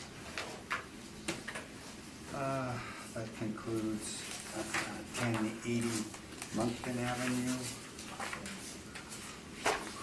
Next property in the docket is 708 Kildare Avenue East, dealing with a 2020 Realty appeal. Mr. Lucky, when you're ready, please.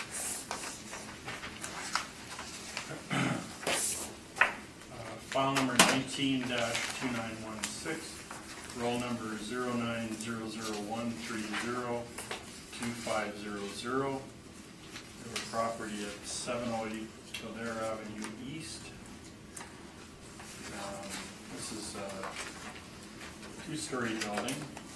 Again, suites in the basement, so it could be, call it as you wish, sunken 3-bedroom, bi-level, 2.5-story. But we call it a 2-story, and we have it as having a basement, so it's basement suites, though they're only half, partially sunken, half sunken. Anyway, 65 suites, actual 1969 age. Page 2, the returns are all in. There was a 2010 sale.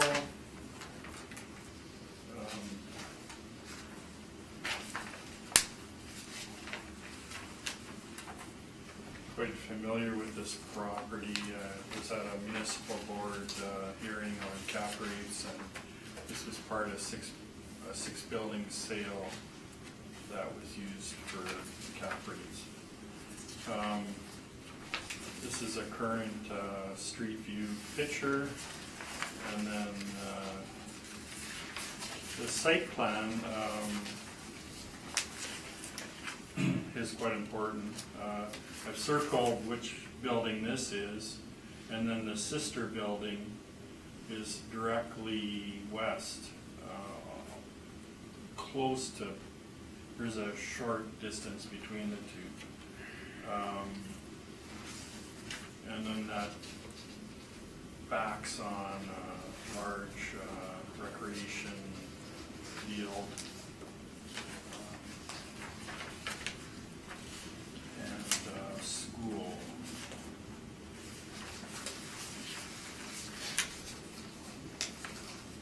I think that's Peter Elliott's school. I think so.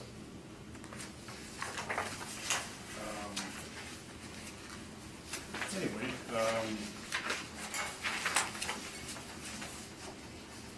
again, we have 65 suites split up between 1 and 2 bedrooms. These are all model parameters.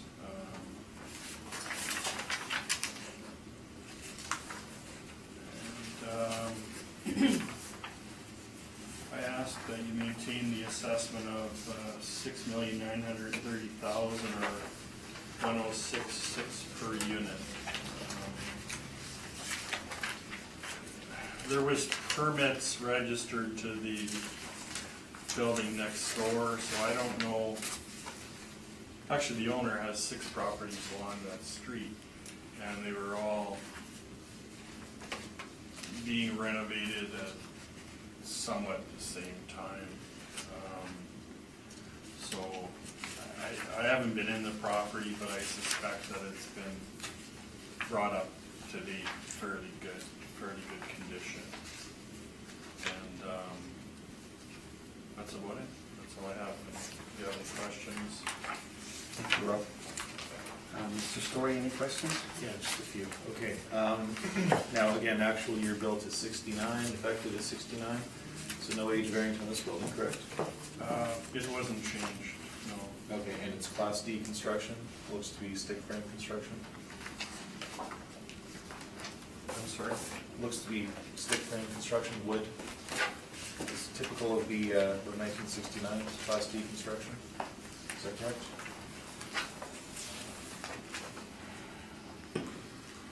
Well, it's brick exterior. I don't know what the walls are. It's a veneer, right?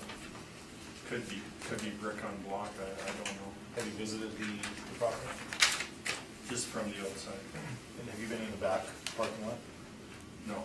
Okay, because they've got a corrugated kind of siding on the whole back of this building, but not on the sister building. Now, you mentioned that these buildings, they are sister buildings, they're mirrors of each other, correct? Right. Okay. And would you agree that they share some access and egress points? Some overlap with the parking?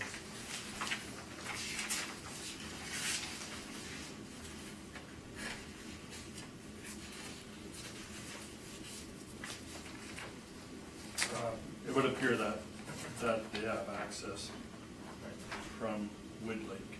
Right, so the benefit would be to an owner to own both properties, I would assume, correct? Like the front walk is one sidewalk and it goes right up to to both doors, right? So, okay, so that's an issue. Okay, now, again, you mentioned these are all modeled inputs, and again, we have no cap rate info, so those are my questions. Thanks. Thank you. Maurice, any questions? Did you say you assumed that the renos had been made? How did you answer that question on renos on this one? I know you talked about a number of buildings, but what do you know about renovations on this building here? Well, when I was at the municipal board hearing, the applicant stated that this building was renovated. This one here. Right. We have no permits or anything to, I don't have any permits for this building. There was permits for the adjoining building, which isn't here today. okay, so you're going on what was said at the municipal board hearing by the owner? For The owner's this building the owner's here. agent. Right. His agent. Okay. So what's the cutoff here? It's a 1969 building, you're at 5.30. Looking at the, That would be the top end, or towards the top, from 46 to 74 is 5.3. okay, 46 to 74? I believe so. And 1975 goes to 5? Or? Right, anything 75 and Okay. That's all, Mr. Chairman, thank you. Thank you, Maurice. Lynn? Yes, I was looking at your rent comparables on page 4. I see one is on Kildare, fairly close by to the subject.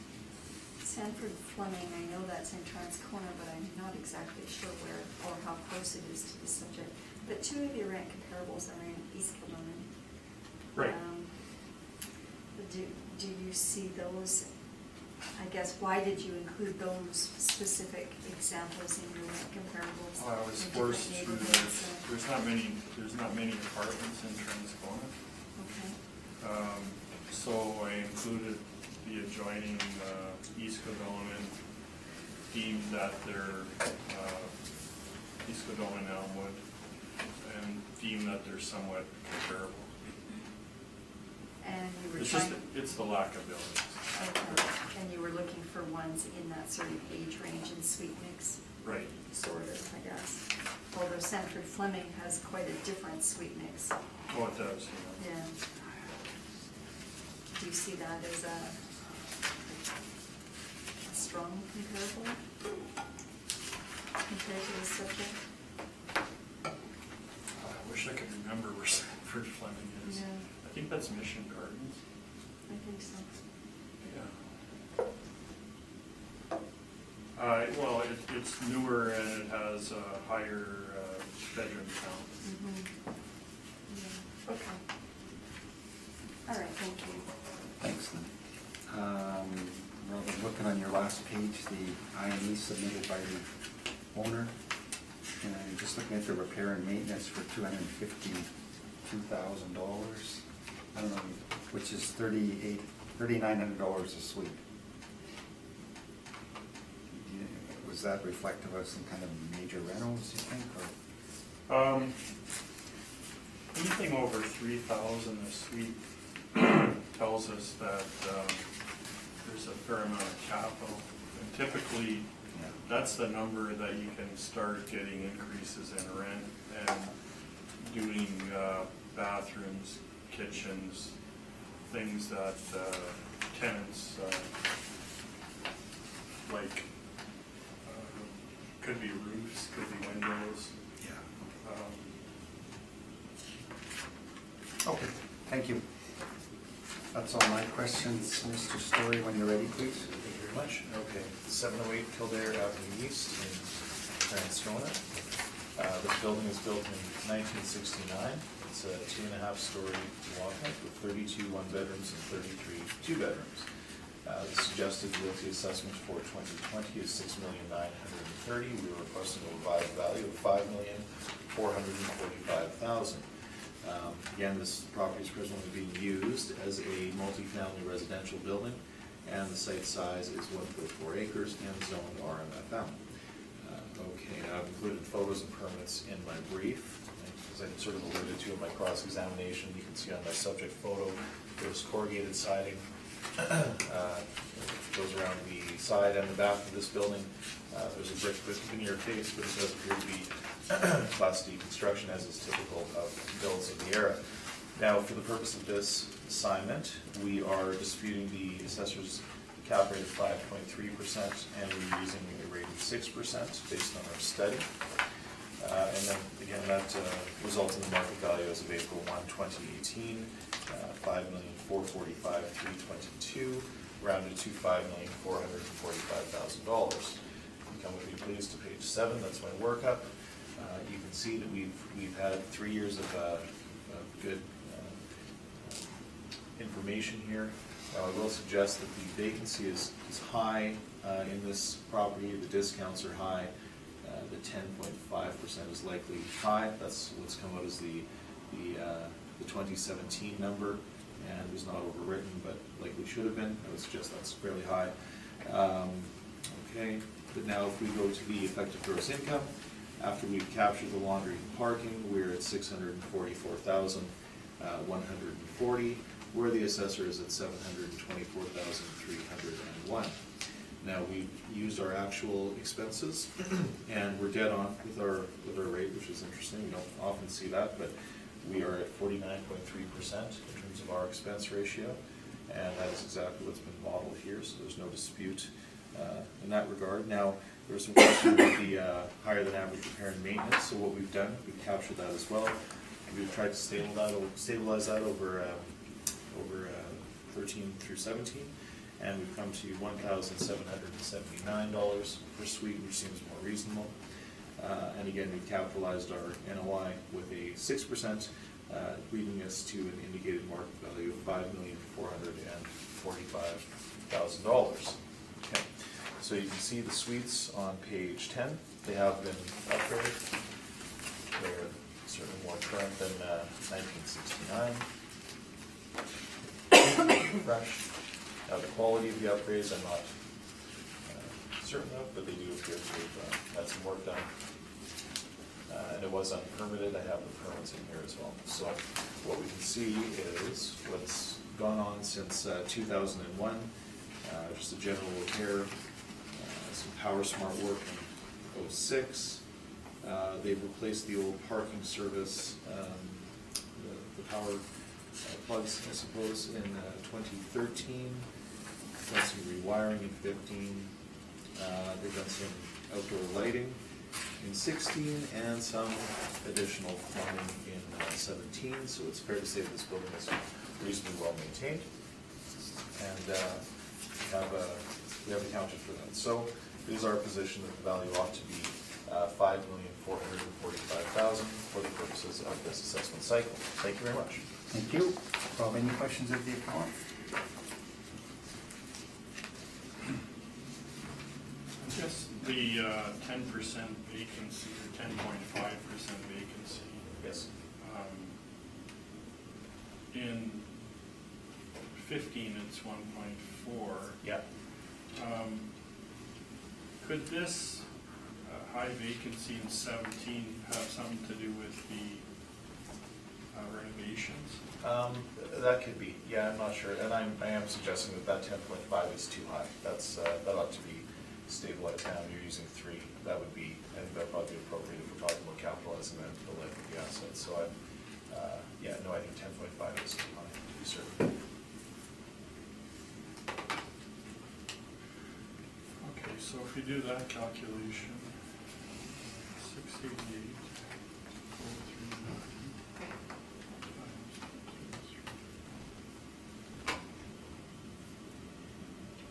So instead of 72,000 vacancy, it would be 20,000. That's using 2.6. Sorry, is that using 3? 3. 3. And sorry, what was the number you're coming to? 20,641. Yeah, that sounds fine. And then our EGI comes to about 667-ish or so, right? I'm sorry.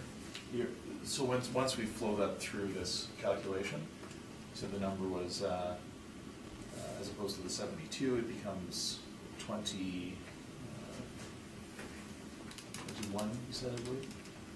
So we take that from our 688.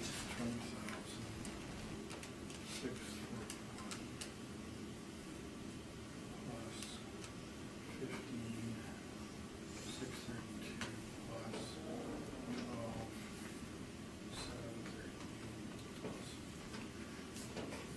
I have effective gross income of 695,768 Yeah, that works, that's right. times 0.35. That would increase your management to $34,788.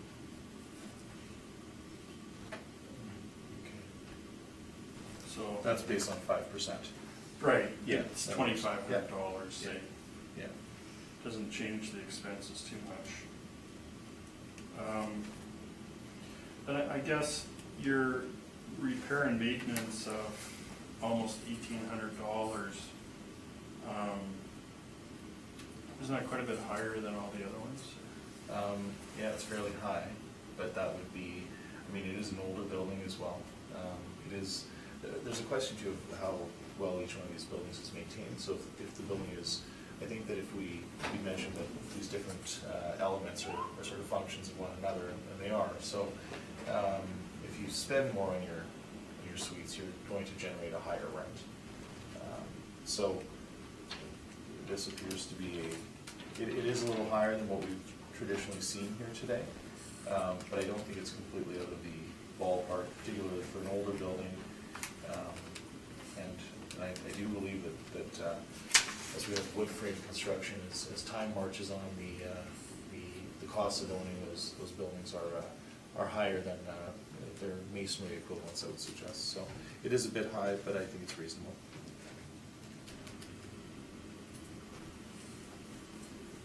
Okay, no further questions.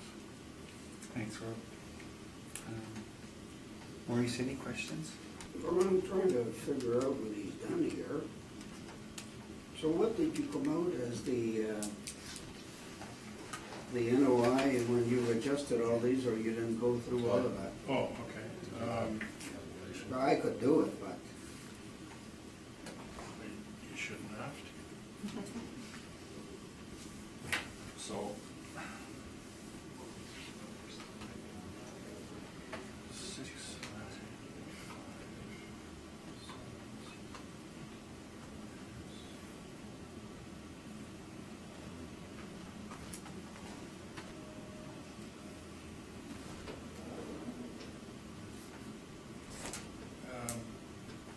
I have an NOI of 380, 768. It's not exact because I just ballpark the expenses. I didn't want to run them all down again. yeah, But it's great. It's very close to that.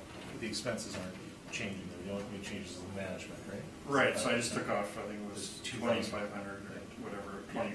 4581. Yeah. I think I took. Yeah. So we're close. It would So, be about 380.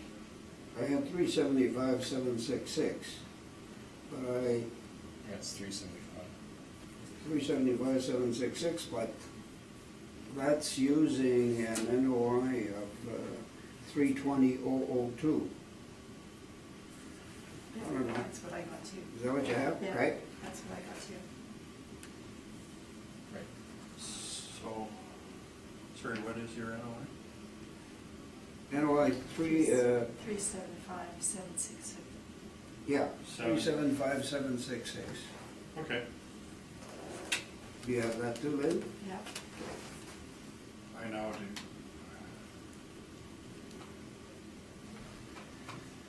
So you guys are close on your NOI now. Mhm. Becomes a cap rate issue, I guess. Yeah. Okay, I'll accept the 375, 766 and then. So then we come to an adjusted of 6,263,000. Yeah. 6,263,000? That's correct, yes. That's using the wrong cap rate. Yeah. It's using an appropriate cap rate. That's fine. Okay, thank you.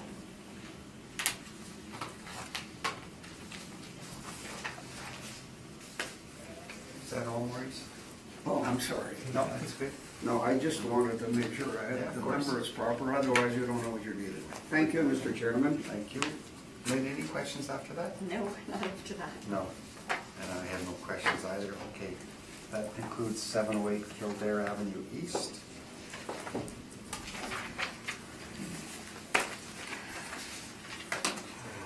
Now, 680, Mr. Chair, I will suggest that I have a handout this one I've spoken to the assessor about it. My workup didn't attach to my brief, so I spoke to the assessor about a week after we submitted. The numbers the same, but I asked it just so we can talk about the same numbers here. I have my Okay. Thank you. You're okay with this, Rob? Yeah, shoot, I forgot to read my glasses. Oh, that's better, great, I can read that one. Okay. Thank you. Thank you. So we're dealing with 680 Kildare Avenue East, Manitoba Housing, Yes. 2020 Realty Appeal. Rob, when you are ready, take your time. Well, there's an issue of liability. Oh, Isn't there? Yes, so we're Oh, there is. arguing classical liability. oh, okay, Yeah. okay.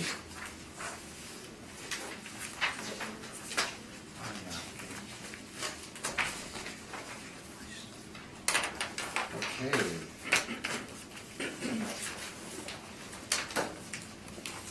And everything was going so well. Beat that, eh? Okay, so I guess we'll deal with the liability first. Okay. Mr. Story, when you're ready, please. Thank you very much. Okay. So we are actually very close to the 2 doors away from the property we just spoke about. This is south side of Kildare, west of Winnipeg Street and Kildare Avenue intersection in Transcona. The improvement is a 3-story building built in 1972 and is presently being used as a subsidized seniors social housing resource, which is what has given rise to us requesting this change in Glasgow liability. Okay, the suites, it's important to note here, are there are 85 suites and they range in size from 320 square feet to 520 square feet, as is more typical of a seniors home than a standard apartment building that is operating on a free and open market. Now, in terms of the cap rate, we have we've used a 6.5 cap. Traditionally, we would use a 6% cap if this were an apartment that we're operating again and competing on the free and open market. But based on the fact that it is a subsidized seniors home, there's been some time where it's not been achieving economic profit, and generally subsidized housing is built in a more utilitarian fashion. We do recognize this in our adjustment of a 50 basis point upward on the cap rate. Okay, so in terms of the liability and taxation, the subject property is a subsidized social housing unit that provides a shelter resource to senior citizens.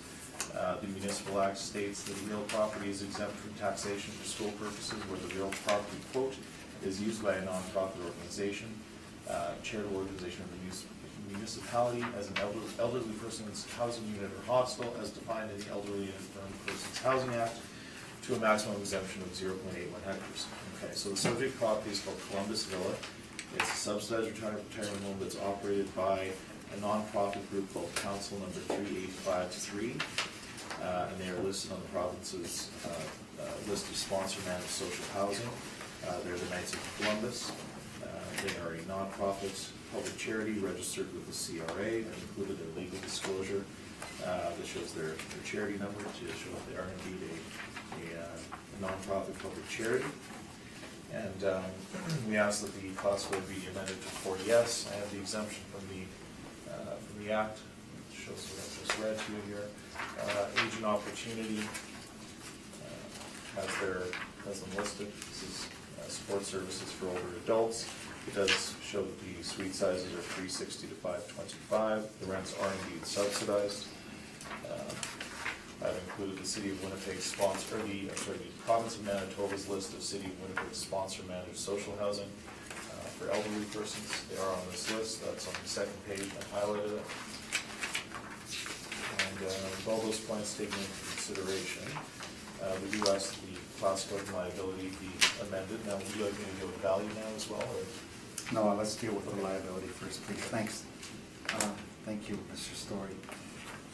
Okay, Rob, regarding liability, any questions of the appellant? Yes, sir, you kind of lost me here. So this property is owned by Manitoba Housing and Rural Corporation? Yes, and it's managed by a branch of the Knights of Columbus. But the owner is Manitoba Housing. The owner is Manitoba Housing. And this property is exempt from taxation? I believe it's grant in lieu, if I'm not mistaken. It's 20G, and you're requesting 40S. So that would equate to an exemption from school taxes. So 20G is grants in lieu of? Grants in lieu. So it's exempt from taxation. Well, it's paying a grant in lieu. So it's still, there's still a school tax component there. We'll look for an exemption on that side of things. No further questions. Thank you. Are you ready, Lynn? I am. Okay. You can go first, how's that? Sure. Did you happen to bring the relevant section of the ENI-PH Act that refers to how these properties are defined? No, I do not have that in my Okay. evidence. It's my understanding that to be considered under the Elderly and Infirm Persons Housing Act, a license is issued. Yeah, typically, Manitoba Housing doesn't issue licenses themselves. That's our, Is that a policy decision? I would imagine it would be, yeah. There's nothing legally barring them from doing that. I'm not a legal expert, so I'm not sure, But the reality is there is no license for this property issued under the Elderly and Infirm. there's no license. It's my understanding, again, that Manitoba Housing does not self-issue licenses. And whether that's policy or law, I'm not sure. I assume it's policy. Right, that's important. Right. Right. Just looking at then the legislation, so you're not aware if Manitoba Housing is considering ever doing a license for this type of property? Oh, I don't know. I know that they've asked us to appeal this. So one is not in place at this point. No. Not that I'm aware of, I should say. Okay, no questions then. Thanks, Lynn. Maurice? Yeah, my understanding that MHRC is a Crown Corp. And again, with my colleague raising the issue of license, you have no evidence that they've applied for a license, the group here, to be exempt? Well, they're sponsor managed. The license would go to the owner, is my understanding. Yeah. And we do have a fellow who works in our office who worked at Manitoba Housing, and he said he's told us, and we work closely with them, we do a number of their properties, they do not issue licenses themselves, so that's Okay. what I understand. That's all, Mr. Chairman, thank you. Thank you. And I think I have no questions, thanks to Lynn and Maurice.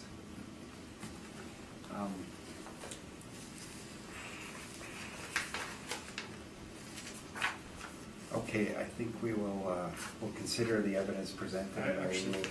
Oh, go ahead, Ross. Sure, sorry, okay, of course. Okay, 680 Kildare is owned by Manitoba Housing.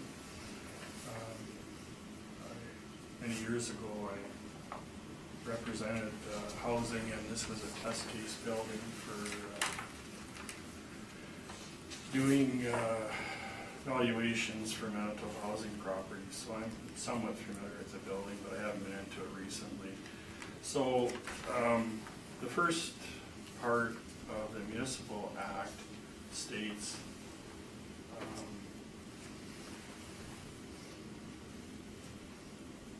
they're exempt from taxation because they're either the Crown or Manitoba Properties, Inc. So that's it, they're exempt. When you go on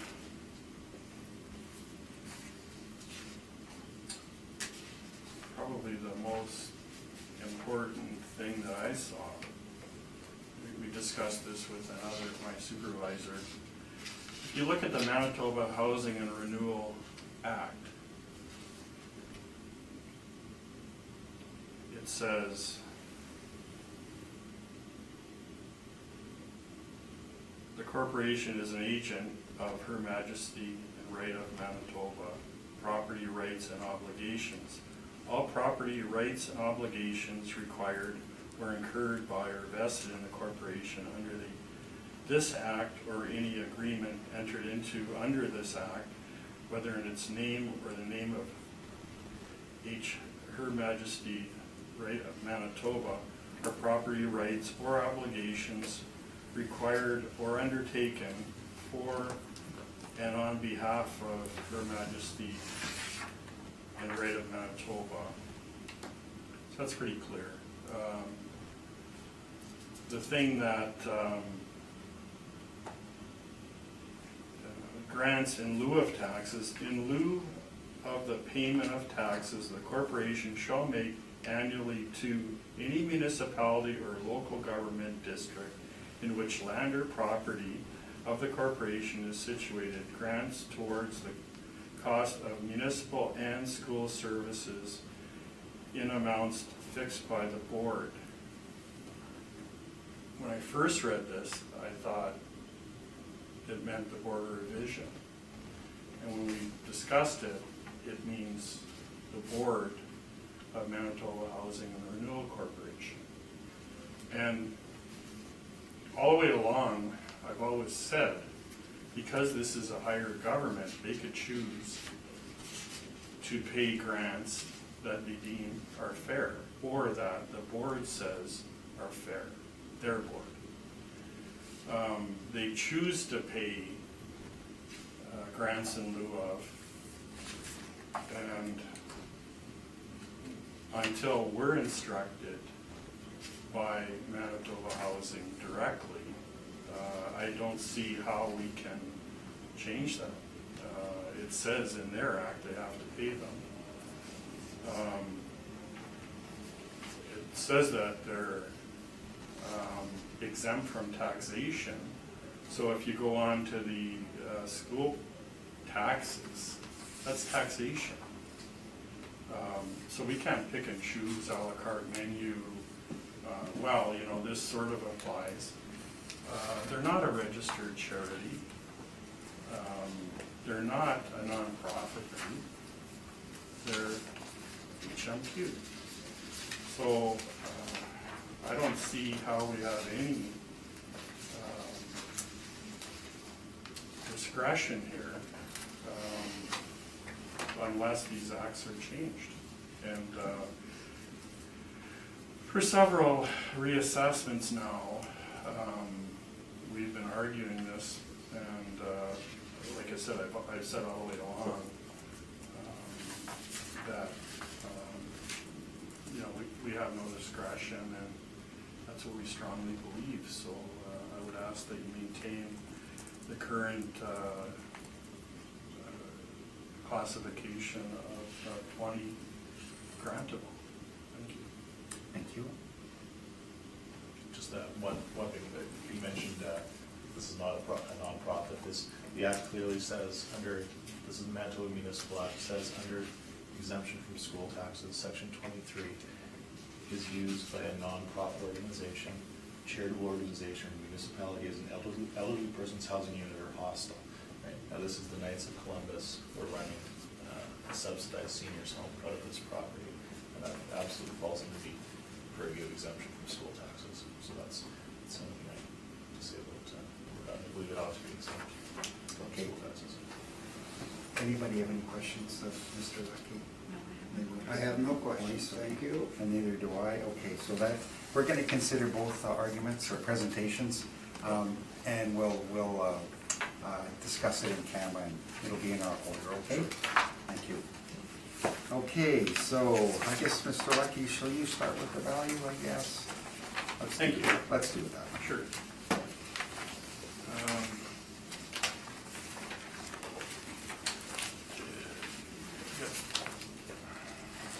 Were the files and everything entered? Okay, let's do it again, just in case.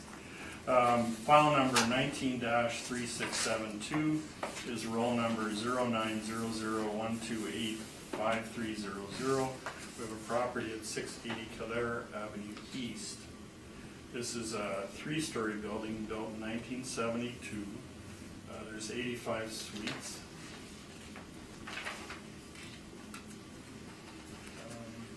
As more than discussed, it's owned by Manitoba Housing. The street view picture is kind of shaded, I tried every angle, but the trees kind of covered.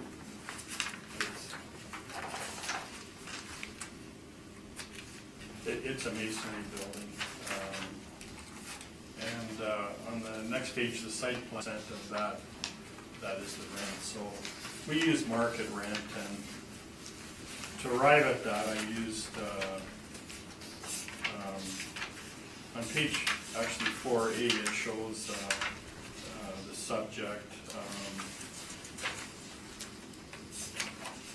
And actually it states the bachelor units are 360 square feet, the one bedrooms are 5 1/4. And I compared it to some other seniors rentals. As I said before, there's market rents for seniors. There's very little in the area. There's some life leases and that type of thing. And so I included a couple on Henderson Highway, Edison. I believe those are Edison properties, that those buildings are more, tend to have a lot of seniors in them. But anyway, we agree on income, and the difference is, I guess, expense and cap. You know, when we did this test case, at the time, the chairman was a former minister of housing, and I can still hear him saying that these properties should be dealt with just the same as any other. It doesn't matter, or shouldn't make a difference who the owner is. So we use regular market rent, market expenses, and cap rates, vacancy, that type of thing. Typically, these buildings aren't running high vacancy unless they're doing major upgrading projects. So I would ask that you maintain the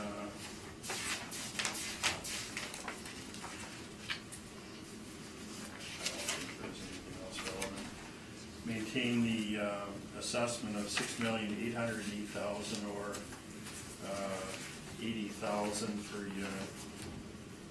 And that's about all I have to say on that. Thank you, Mr. Lucky. Mr. Story, any questions of the assessor? Yes, thank you.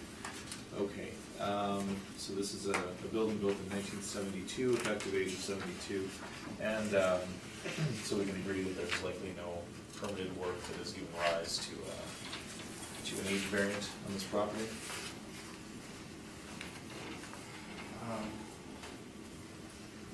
I'm not aware of any major redevelopment.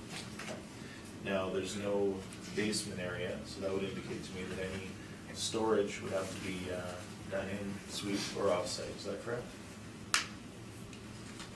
I suppose so, yes. And the suites are particularly small at modern apartment standards, would you agree with that? Yes, and that's been reflected in the rent. That's reflected in the rent, okay. Now, does the city's model, I know that what we'll call a poor suite mix is captured by the city's model, but is this very small suite size, is that captured in the cap rate?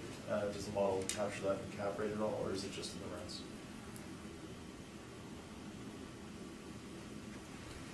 This small suite size?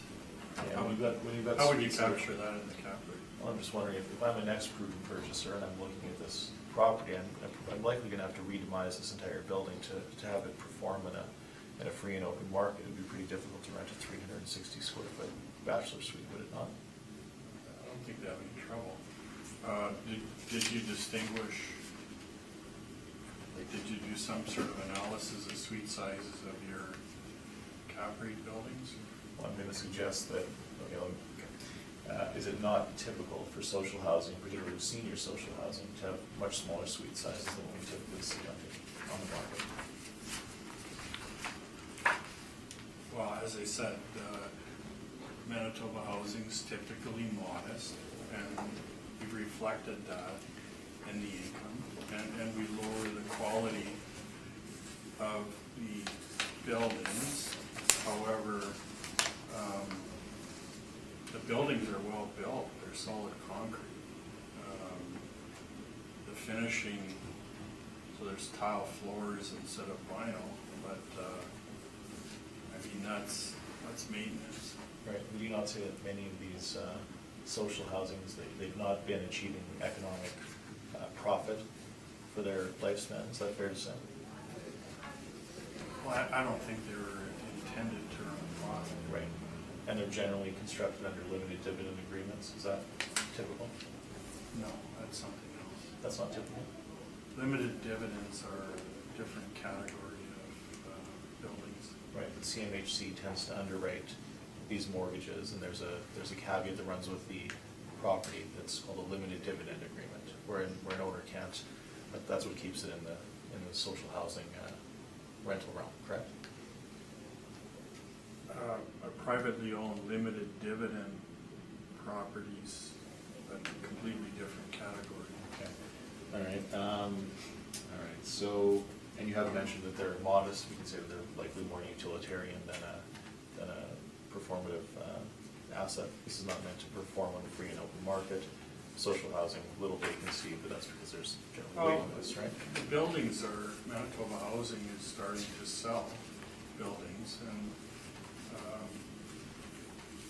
the sales I've looked at have been appraised consistently with the types of cap rates we're using.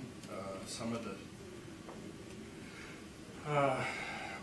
them we don't have the full appraisals, we have partial appraisals, but owners on returns are telling us our cap rates are good.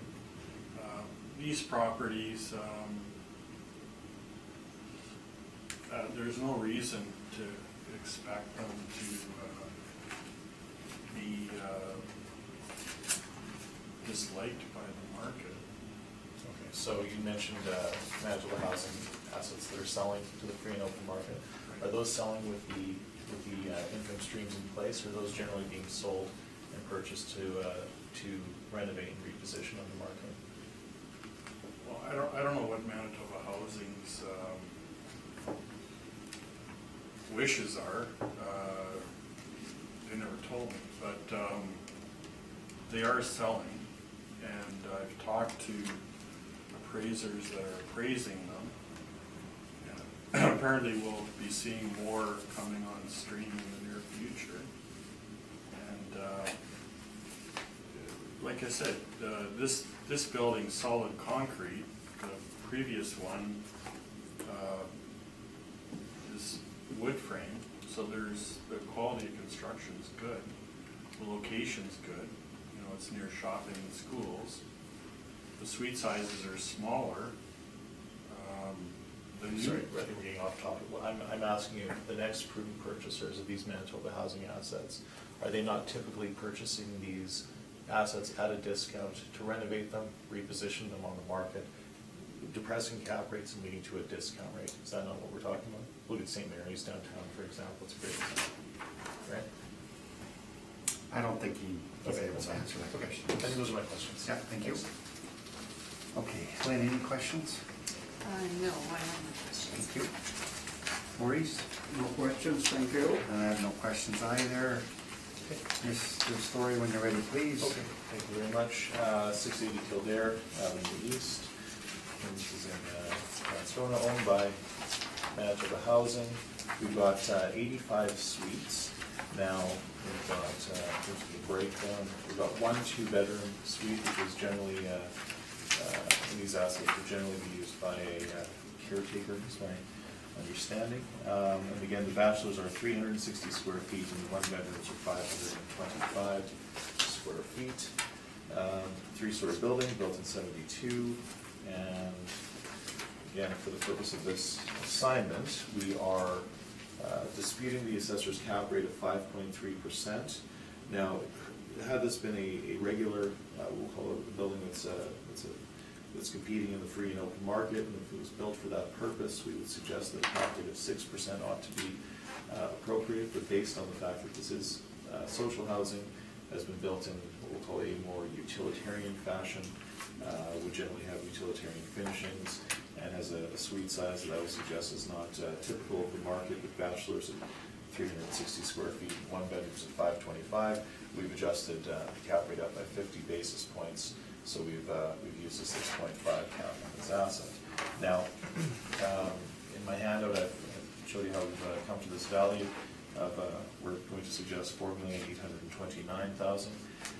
Now, what we've done is we've accepted the assessor's market rents, but I've included, just for illustrative purposes, the actual income that's being generated here. And you can see why we can't use it. If you look at our line 3, and then go down to 31 and 32, you'll see that the expense ratios are all well north of 85%, and we'd end up with an NOI that would bring us somewhere near land value as opposed to an appropriate value for an asset such as this. So we've accepted and the assessor has mentioned that we ought to look at these as though they were performing in the free and open market. So, okay, we're accepting the rents, but we will suggest that the issue here ought to be on the actual expenses, and then we ought to think about how our next prudent purchaser may look at this asset and the income in place, as well as its expenses, and then come to a reasonable cap rate. So we're suggesting 6.5 cap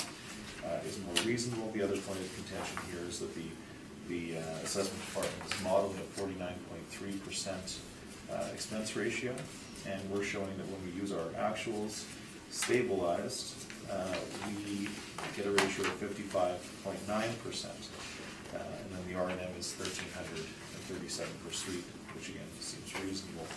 So with all those points taken into consideration, we suggest that a indicated market value is ought not to exceed $4,829,000, and we respectfully submit that number be applied to this property for this assessment cycle. So I've included some overhead photos. This is a Safeway, that is absolutely correct. Notice that. There's good access to it, to be certain. And I guess the majority, and then the balance of my brief is then based on class code and liability, which we've already discussed. So barring any questions, that's my presentation. Thank you. Thank you, Mr. Story. Does Rob, any questions? Sure. Your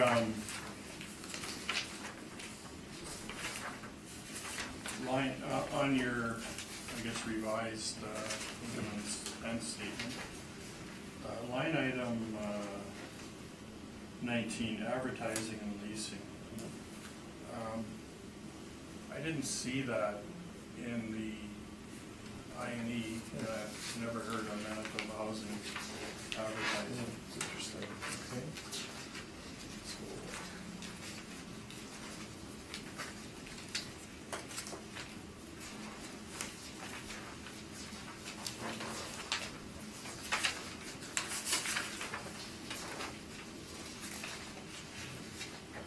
Okay. Where have we got that here?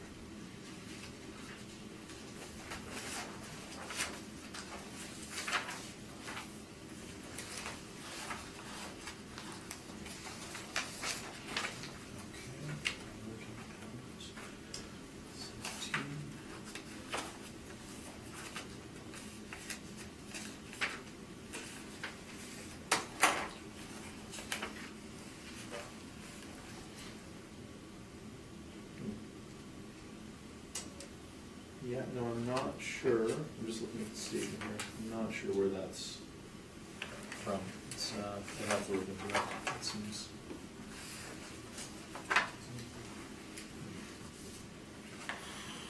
I would suggest it's probably not Manitoba Housing that's doing the advertising. Perhaps that's something to do with the Knights of Columbus. I'm not sure. I'm not sure.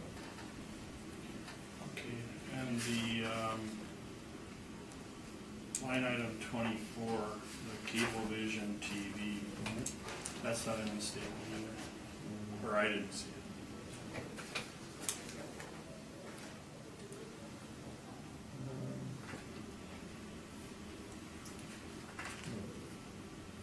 Yeah, Yeah, I'm not sure if that's been used as a percentage, or standard, but I'm not sure.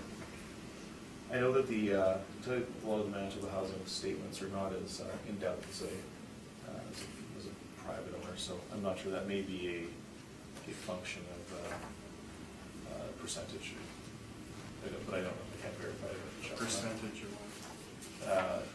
That would be like a percentage of the EGI, the way that we use a 5% of the management. I'm not sure, I'm speculating, I would be speculating. well, we've done quite a few. I've never seen Manitoba Housing paying for cable vision. Yeah, I'm not sure, again, I would be speculating. So where did you get it from? It's I'd not in the state. I'd have to check my records, I'm not sure.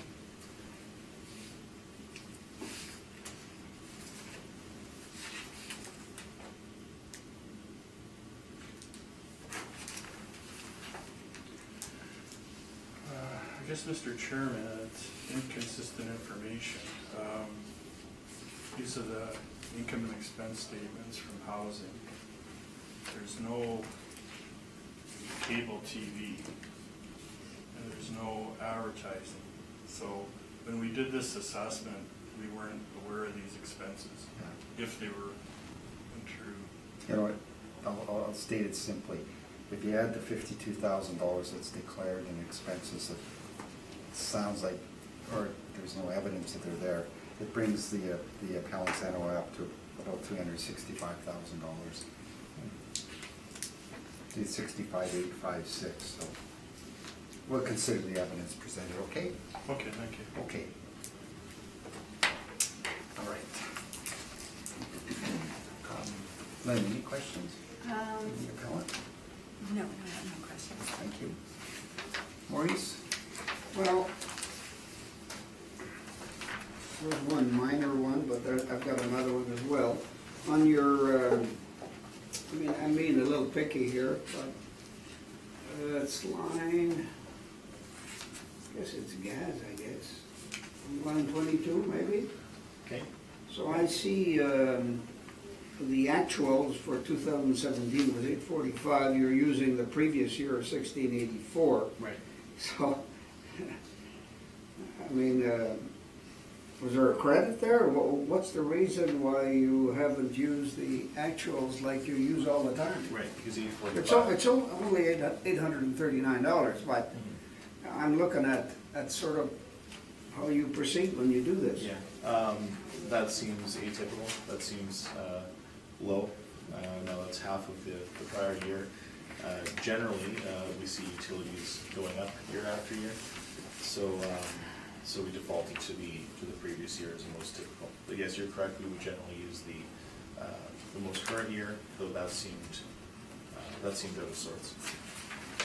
The other one is quite more substantial. Obviously, you always raise the aspect of actuals, and I'm looking at your mailer, and it kind of makes, I would assume that's what you took to come up with your expenses. Can you tell me, so that would be pages, I don't know, these anyway, these ones we can't read? Yeah.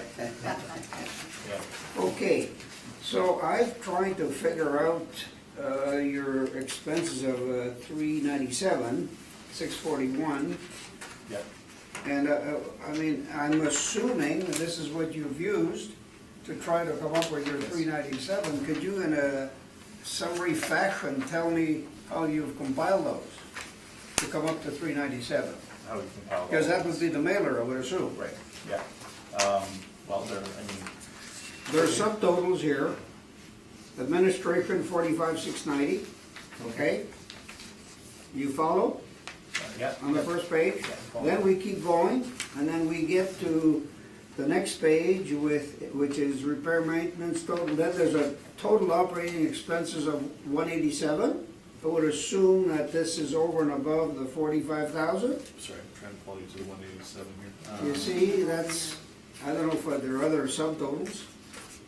You follow me? The next page, middle, total operating expenses, Okay, yeah.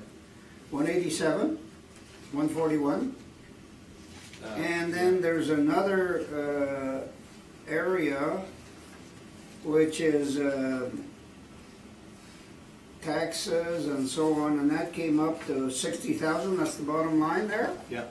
If you add all those up, you're about at 293,000, and you're at 397. Yeah, that seems high. That's- So, yeah, no, can that's- you try to, because, I mean, which is okay, you're arguing actuals, but I'm trying to figure this out. Yes, I'd have to sit with this and look at each individual item, but I think you're right, they could be high, to be certain. So what's the city obviously is at 360 at 49.3. I know you're not arguing the income, so I get to stay away from that, but I tried to make sense to the mailer in relation to what you worked out on your expenses. Yeah, no, I agree, it looks, that deserves a second look, to be certain, so, again, I'd have to go through the entire, look at every single one of these and. Okay, so you're not certain, because if, you can't really give me an explanation how you came up with the 397, 641, is that correct? Well, we've used the inputs here, but I think that the assessor is right, we should look at the advertising and leasing, and that cable satellite, input seems, Okay. seems atypical, so I would suggest there may be something there. Yep. So that's where the more substantial question I had, Mr. Chairman. Thank On you. that side of it. Thank you. Thanks, Maurice, and I have no questions. That concludes 680 Kildare Avenue East. Next property in the docket is 714 Ruelda Street, and we're dealing with a 2020 realty assessment only. When you're ready, Mr. Lucky.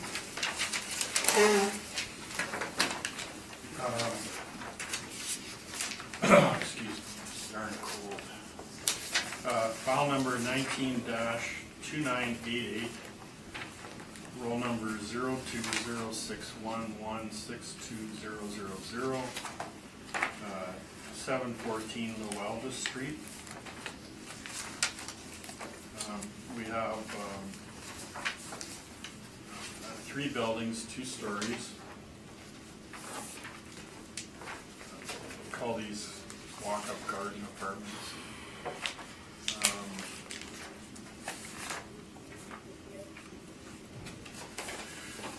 Built in 1976, there's 60 suites and cover a large amount of land. It's almost 2 acres, no, more than 2 acres.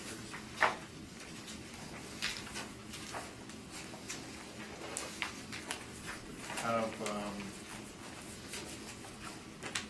street view on the second page and site plan on the third. So the property that's been circled is the I&Es, I believe, on this one are combined with the property directly west. So this one has a swimming pool. It's located at Ruelda and Concordia, so this is it's a high school recreation complex, and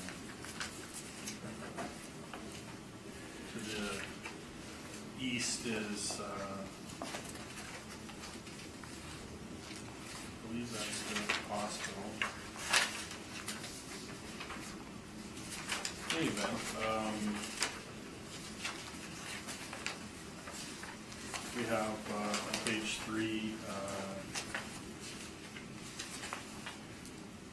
16 one-bedrooms, 28 two-bedrooms, and 16 three-bedrooms. Our overall income per unit is $921.86, and model parameters here.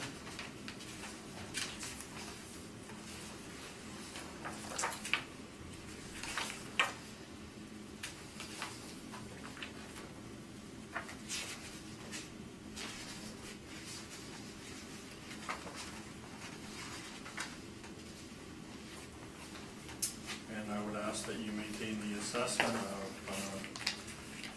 $6,372,000 or $106,000 per unit. Thank you, Mr. Lucky. Mr. Story, any questions of the assessor? Yes, thank you. Okay, so you mentioned that these are garden-style apartments, correct? Right. And those tend to carry more risk, I would imagine. Would you not agree with that? Risk of? Well, more risk to an owner in terms of expenses over time. It's a low-density build. Do you agree with that? Right. Okay, and there's 3 buildings. So that's 3 different sets of mechanical systems, 3 different large roofs. So the density is generally lower with garden apartments, aren't they? Well, they have their advantages and disadvantages, but it's lower density altogether. And repairs would generally be higher based on the quality of construction, and again, all the larger roof sizes, the multiple sets of systems, larger than average lots, you tend to have large parking lots, and they tend to have swimming pools, correct? Sometimes the expenses are higher, yeah. Okay. And would you agree that they're not often built today, they're more of a vestige of the 1970s? A lot of them have been converted to condos. This probably would be a good candidate. Okay. Have you visited this property? No, Do you have a general sense of the condition then, or? I mean, I've driven by it, but I haven't been in it for, From the exterior, would you say it's average or below average or above average? let's say that average or equal. Okay. All right, and again, all the inputs here on the value summary and model, is that correct? Right, I don't think anybody reviewing this would be able to Now figure out the combined IDs. Right, so that's the other thing, we've got 2 properties here on 2 different roll numbers, but they're functioning as one economic unit, correct? Right. Okay, so we almost have to own both properties because there's so much conjoined, we're sharing lots, we're sharing, the pool is shared between both roll numbers, and then the parking lot is all sort of one, in different spots, it overlaps. Well, ideally, you'd like to own both, but they could be sold out. Yeah, okay. All right, I suppose those are my questions, thanks. Thank you. Lynn, any questions? Yes, the comparables on page 4, are any of these garden-style apartments?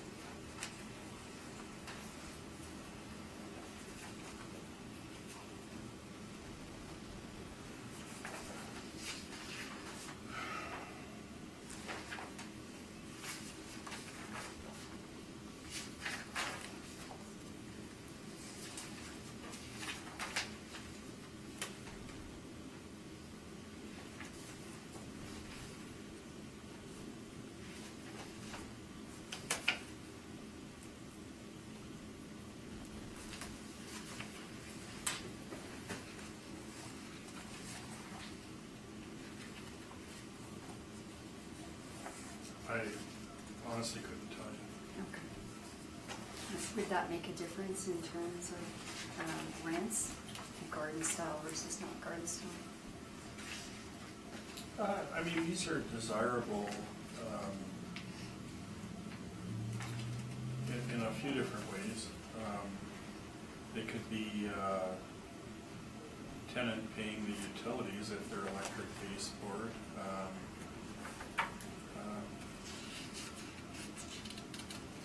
You know, people would like to live here because of the patio decks, balconies, pools, that kind of thing. Normally, the rents are pretty good for this style of property. Okay, I think that's all the questions. Thank you. Maurice? Well, I was looking at the last page of the mailer.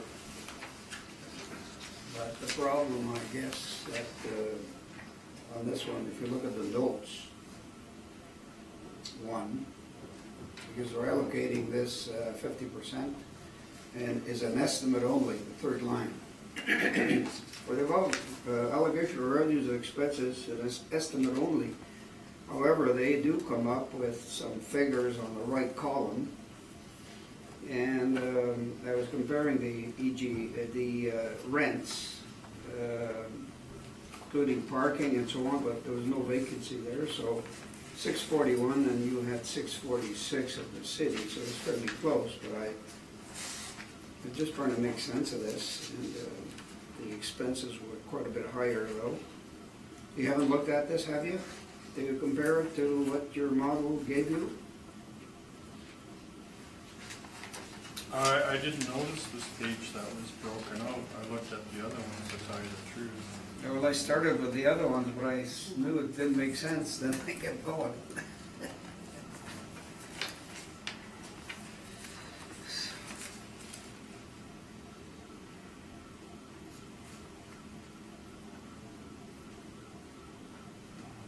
Maintenance.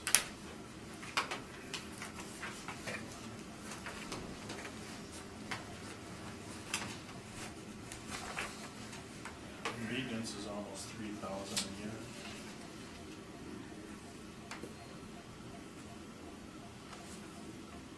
Because, anyway, any comment after you done a quick review of this last column?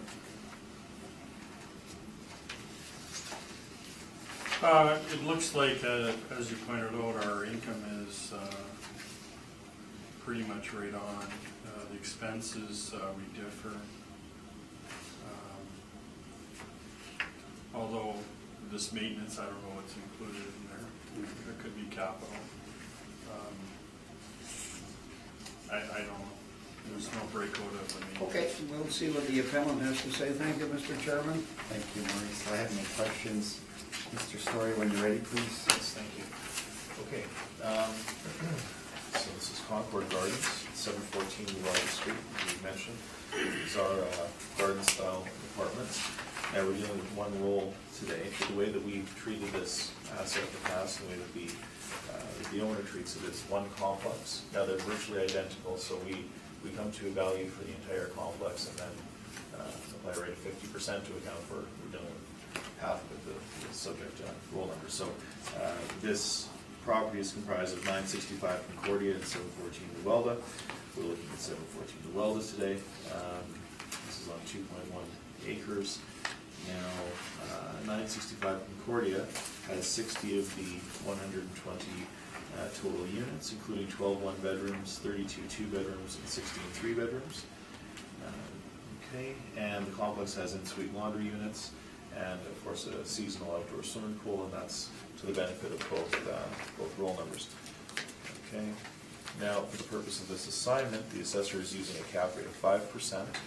Now we are applying a 6.25, and that's based on the age of the asset plus a 25 basis point adjustment for garden-style apartments. As I mentioned briefly in my cross-examination, there ought to be some adjustment to the cap rate to capture the fact that these are generally, the quality of construction generally leads to more repair and maintenance over time, which speaks to a negative influence on the principal net anticipation on the cap rate.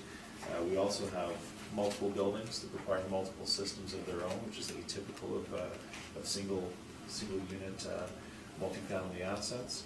We also have large roof areas, large parking lots, and a pool. So we believe that the adjustment upwards is appropriate. So I've used we've used the entirety of the complex in this workup, and then effectively what we do is we take half of the NOI and we capitalize it into value using an appropriate cap rate. So we're using 6.25 here, and our NOI for 714 Luelda is 263,468. Again, the owner and we treat this as one economic unit, but for assessment purposes, where we have two roll numbers, we simply slice them in half because they are virtually identical. So with all those points taken into consideration, we suggest that a value for this site is $4,215,000. We've got some photos.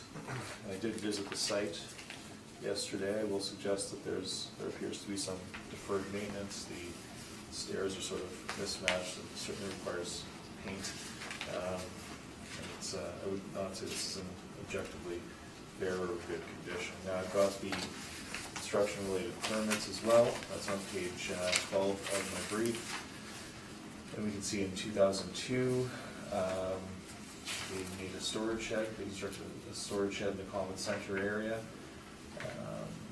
They wired a new building in 2002, 4 pole lights in 2004, and it looks like a fire panel was replaced in 19 post-reference, but that gives you a sense of the past 20-odd years of permitted work. So again, we suggest that a value of $4,215,000 is more appropriate for this assessment cycle. Thank you very much. Thank you. Mr. Lucky?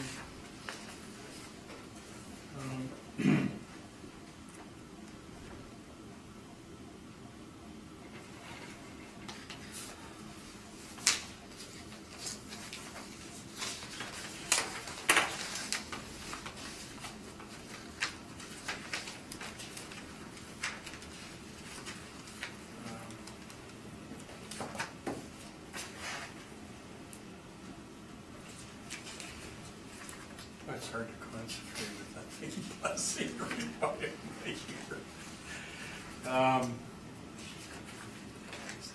So, when your numbers here, do we divide these in half, or? That's how we treated it, yeah. We recognize that a purchaser would look at this as one economic unit, but for assessment purposes, we have to take these two rolls, and fortunately they are identical, virtually identical. So you see we've got an NOI for the entire complex of 526. We simply cut that in half to get the Llewellyn and the Concord. Okay, so then I guess your last page, or no, my last page, where they're broken separately. I guess it's your last page too, Okay. as well. You're lower than the actual income. Lower than the actual income. Let's see. So if you divide your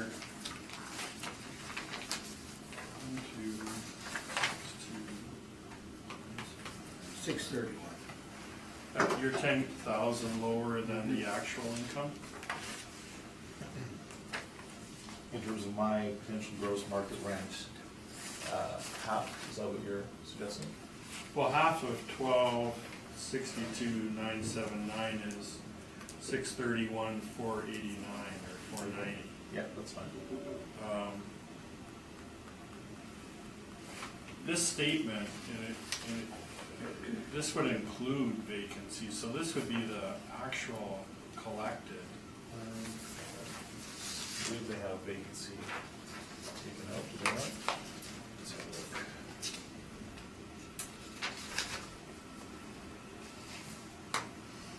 No, we have actual vacancy numbers there, let me just see. Well, this summary, it's net. Yeah, okay. Okay, yeah. So I guess the question is, why are you 10,000 lower than the collected? Okay, so we're looking now at, sorry, I'm looking at your back page, which, you're looking at? It's the same back page for both of us. Okay. Okay, and we're saying, so they're saying 1,235,000 in rental revenue, and we're saying 1,215,000, but that's based on a stabilized vacancy, right? So they're reporting 0.4, 0.7, 1%. We're accepting your 2.6 vacancy, so that's how we end up lower at that 1.215. Is that what you're talking about? Well, it doesn't say on this summary what the vacancy is. I'm not sure how you write it. Well, that's, go to the income.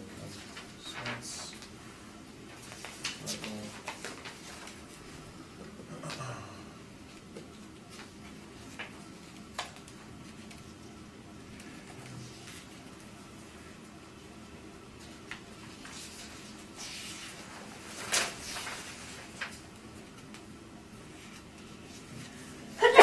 Let's see. That's 13, 7.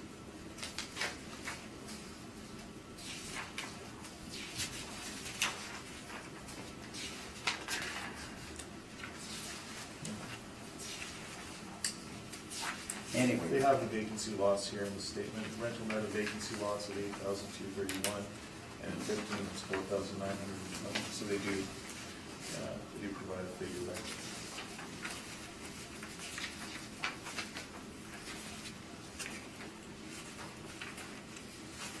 Maybe to summarize, Mr. Story, would you agree that I think the assessor saying that you're lower than the actual statements? Yeah, but again, that's, yeah, sure. Okay, Okay, the other thing is, your repair and maintenance is, that you're using is almost $2,800 per unit. You have divided that by half here, right? No, that is divided That's by, right, okay. yeah, the 331 divided by,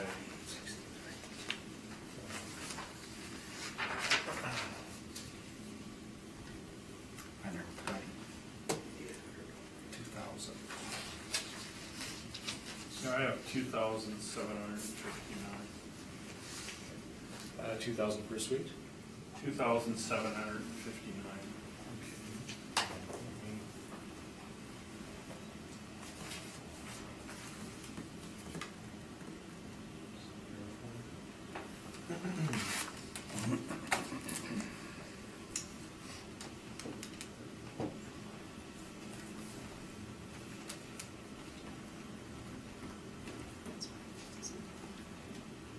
Yeah, that appears high. That is, So when I look at your cap rate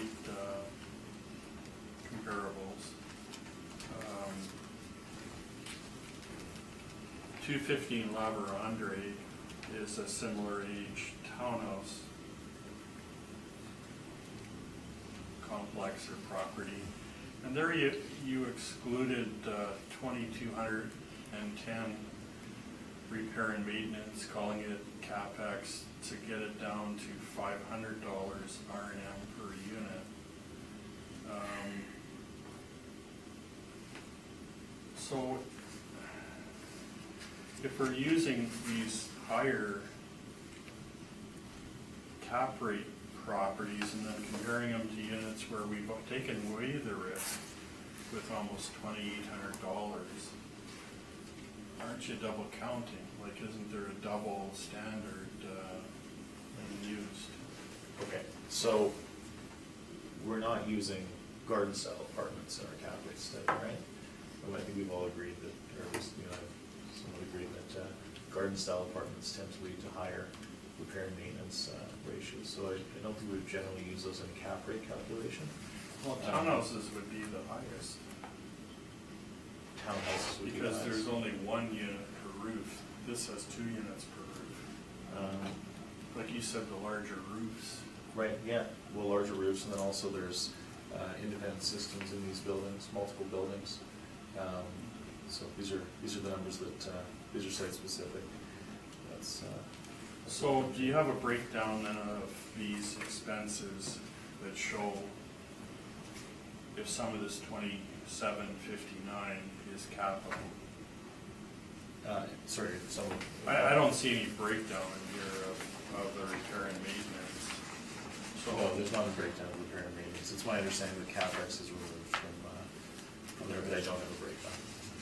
okay, no further questions. Thank you. Lynn, any questions?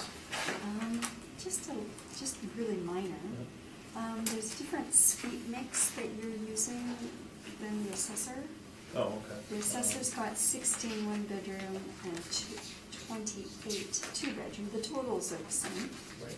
but I'm just wondering about, it's minor, and I Yeah. don't know, just don't know which Not a one problem. it is. Yeah, that's good.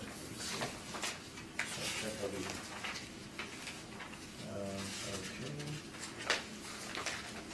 Alright. So 16 one-bedrooms, 28 two-bedrooms, and 16 three-bedrooms, that appears to be correct. Yeah, that's what the owner's report, so. Okay. Yeah, I'm not sure if that's, there's also sort of a, it may be sort of different in our system because we know that there are some being used for staff in this building. So I don't know if I know that we have the same count, but I Yeah. don't know Yeah. if that might be an issue, but I will certainly change that in our system. No, that's fine, there's just a Yeah. little inconsistency, Sure. that's all. Yeah, no problem. All right, so you think 2,800 per unit It's high, yeah, is high? that's high. Yeah. What do you think is a reasonable number? It's hard to say. Depends on what level they're maintaining these to. Depends on how costly it is to maintain the property. Have you been inside? I've not been inside, but I was there yesterday. I was all around the property, so. Okay, so can you speak to the condition of the property? I would say it's like. Inside? No, not inside, no. Okay. Excellent. Maurice? No, I'm okay. I am good too. That concludes 714 Luelda Street. Okay. Last but not least, 100 Crevette Street, dealing with the 2020 Realty assessed appeal. Mr. Lucky, when you're ready, please. Thank you. We have file number 19-3414, roll 0205113800, 100 Prevette Street. We have a 1972 5-story. So, built in 1972 with 75 suites. You have a street view picture.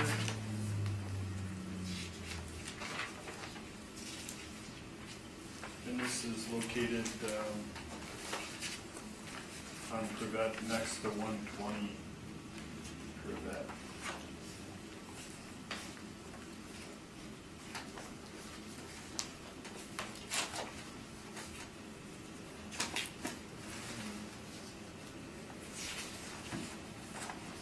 On page 3, we have the model generated income and expense.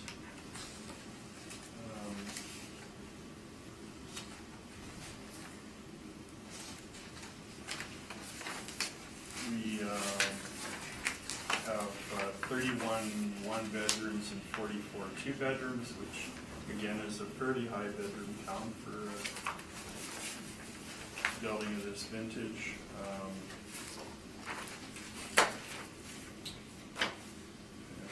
5.3 cap rate. This building's rated towards the top of the 5.3 at 1972. At 1975 it would change and go lower. So I would ask that you maintain the assessment of $6,089,000 or just over $81,000 a unit. Thank you, Mr. Lucky. Mr. Story, any questions? Yes, okay. All right, again, so we're where we started from here. We've got a building built in 72, effective age of 72, so there's no permits that you're aware of that have caused the city to look at this and apply an age variance? I'm not aware of any renovations. Okay, and again, no basement area, correct? Correct. And we're back on that same rail line. Looks like this isn't a regular parcel, is that safe to say? Right. All right, and you've got some sales here. Are these market sales? Have you looked into them?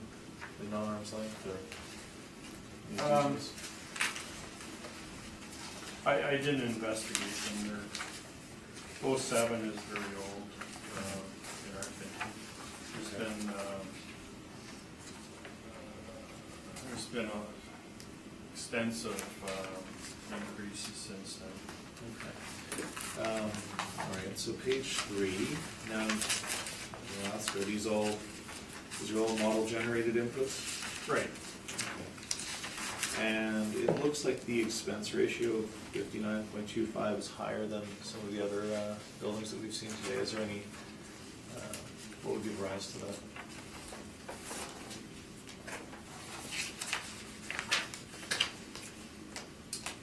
The income's a little lower, and it could be, for whatever reason, the quality could have been changed. Okay, so would that maybe, in the eyes of an ex-approved purchaser, would that equate to more risk potentially, and that merit a cap rate adjustment, you suppose? I mean, obviously, this building is pretty much the same as the other ones, but when I say quality, it doesn't mean that it's a lower quality. It's a tool that we use to try and hit certain income expenses. All right, I haven't talked much about your rent comps today because we're using actuals, but would you not agree that all of these comps you've used today, specifically 70 Donwood on this property, are superior?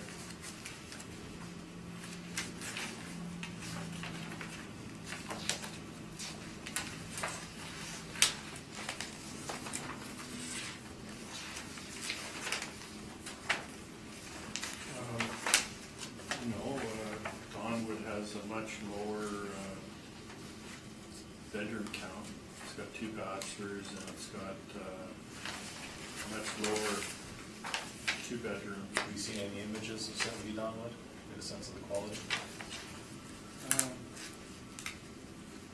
I have, I can't remember offhand. We have thousands of buildings. Donwood is, it's a different location, but it's, well, it's a different location. Okay. And again, we're only provided with this table. The city is not providing any cap rate evidence, any calculations, or any supporting documents as to how they Right. into their cap rates. Okay. Right, well, there's no questions. Thank you, Mr. Story. Lynn, any questions? Yes, just following up on your question to the assessor, why are you suggesting that his comparables are superior? Well, I just looked at the 70 Donwood, and it's substantially renovated. It's subjectively superior. Okay, That's a and note what that I about have. Monroe? That's just a note that I have on 70 Donwood. Okay, so Yeah. it's only 70 Donwood That that you I'm think is aware superior? is superior, yeah. And the rents reflect that? Sure, okay. But I'm gonna suggest that there's probably not a need to go to a different market with a superior property. There's a number of, there's 4 on this street that we could use that comprise a little market of their own, so it just seemed, it struck me as odd. I just wanted to point it out. I haven't dwelled on the rent comparables, but that is one that I noticed that's recurring. Okay. No, I have no questions. Thanks, Lynn. Maurice? Yeah, I just looked at the mailer, and actually the model is pretty close to what the mailer has. The mailer, I don't know, I don't have pages again. Total revenue is $761, that's after vacancy and so on. And the mailer says 2% vacancy. The 671, 639 on the mailer is pretty close to the 791. I also looked at, and I want to see if you will comment, but I'm telling you what I've done here. I've also looked at the expenses, and they're pretty close. If you take the 455 on one page and added the 23 on the next page, that would bring it close to your 469. So, did you examine these things to try to see if that justified your model rent? You follow what I've done?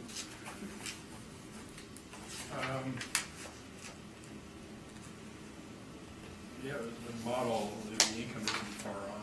No, it's close, because I'm looking at the EGI, because it's after, it's after vacancy and so on.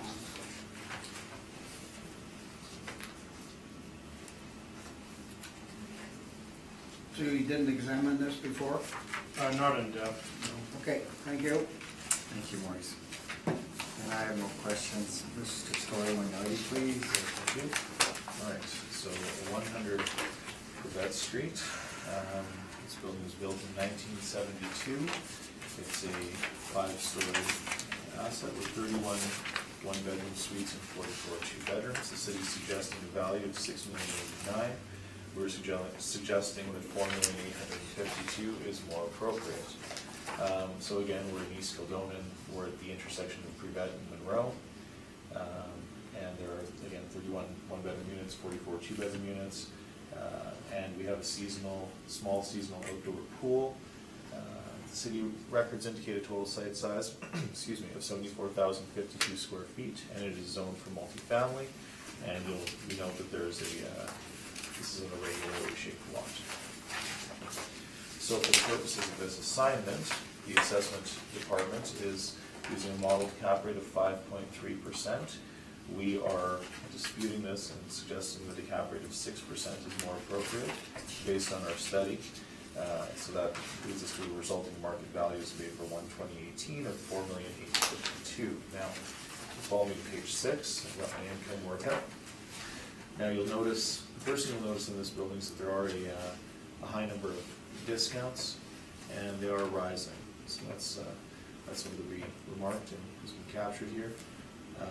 Our vacancy, we are accepting the 2.6. Again, we're capitalizing that into perpetuity, and we don't see a vacancy issue per se over the last 3 years, but we do see just a tiny bit of bad debt, but the significant issue here is that we've got a large amount of discounts.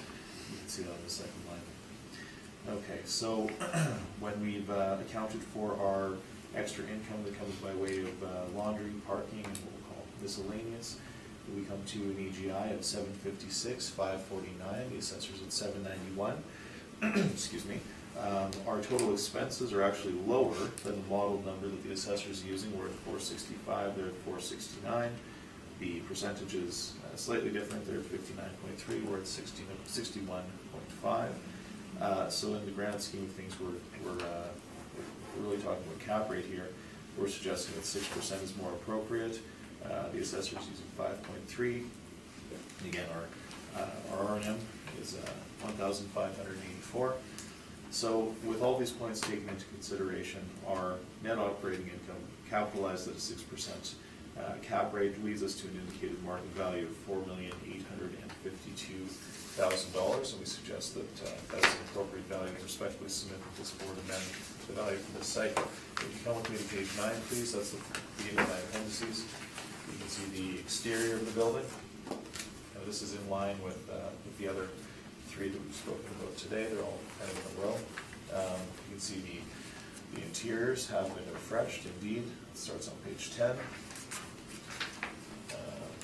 Page 11 and 12, they've kind of staged these in an interesting way. And then again, you can see the view of the pool. All right. And some more interiors followed by the income and expense submitted by the owner. So, barring any questions, that is my presentation. Thank you. Thank you, Mr. Story. Mr. Lucky, any questions? It's not a big point, but I'm still trying to reconcile how on the statement it says 761, 639, and under your 2017, it comes to 753, and then I look at every number and it appears it should be 761. Okay, so you're on the 17 mailer. Okay. Right, period ending September Yeah. 17.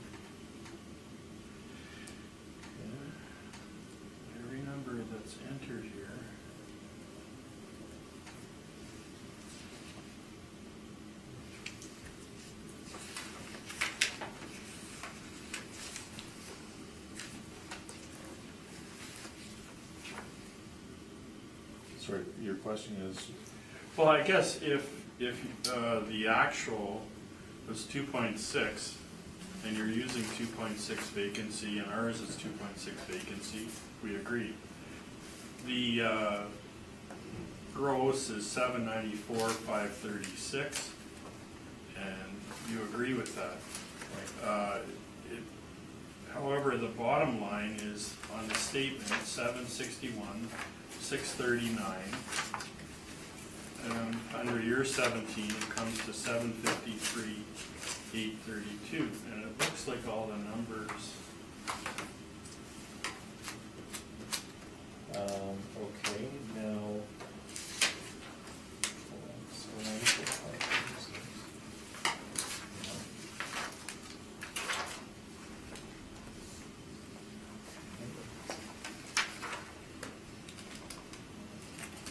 So we've got our discounts, we agree that that's included here. Rate chart.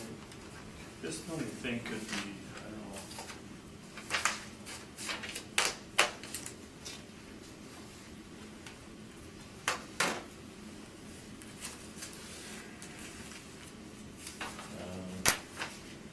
Whatever. I'm thinking it should be 761, but I'm not gonna maybe hold the thing up for hydro refund, or maybe late charges, that, Sure, okay. that looks to be what it might be.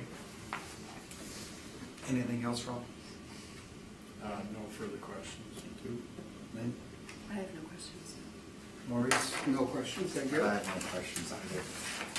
That concludes, 100 Quebec Street. That concludes our hearing for the day. Thank you both for appearing. Thank you very much. Thank you.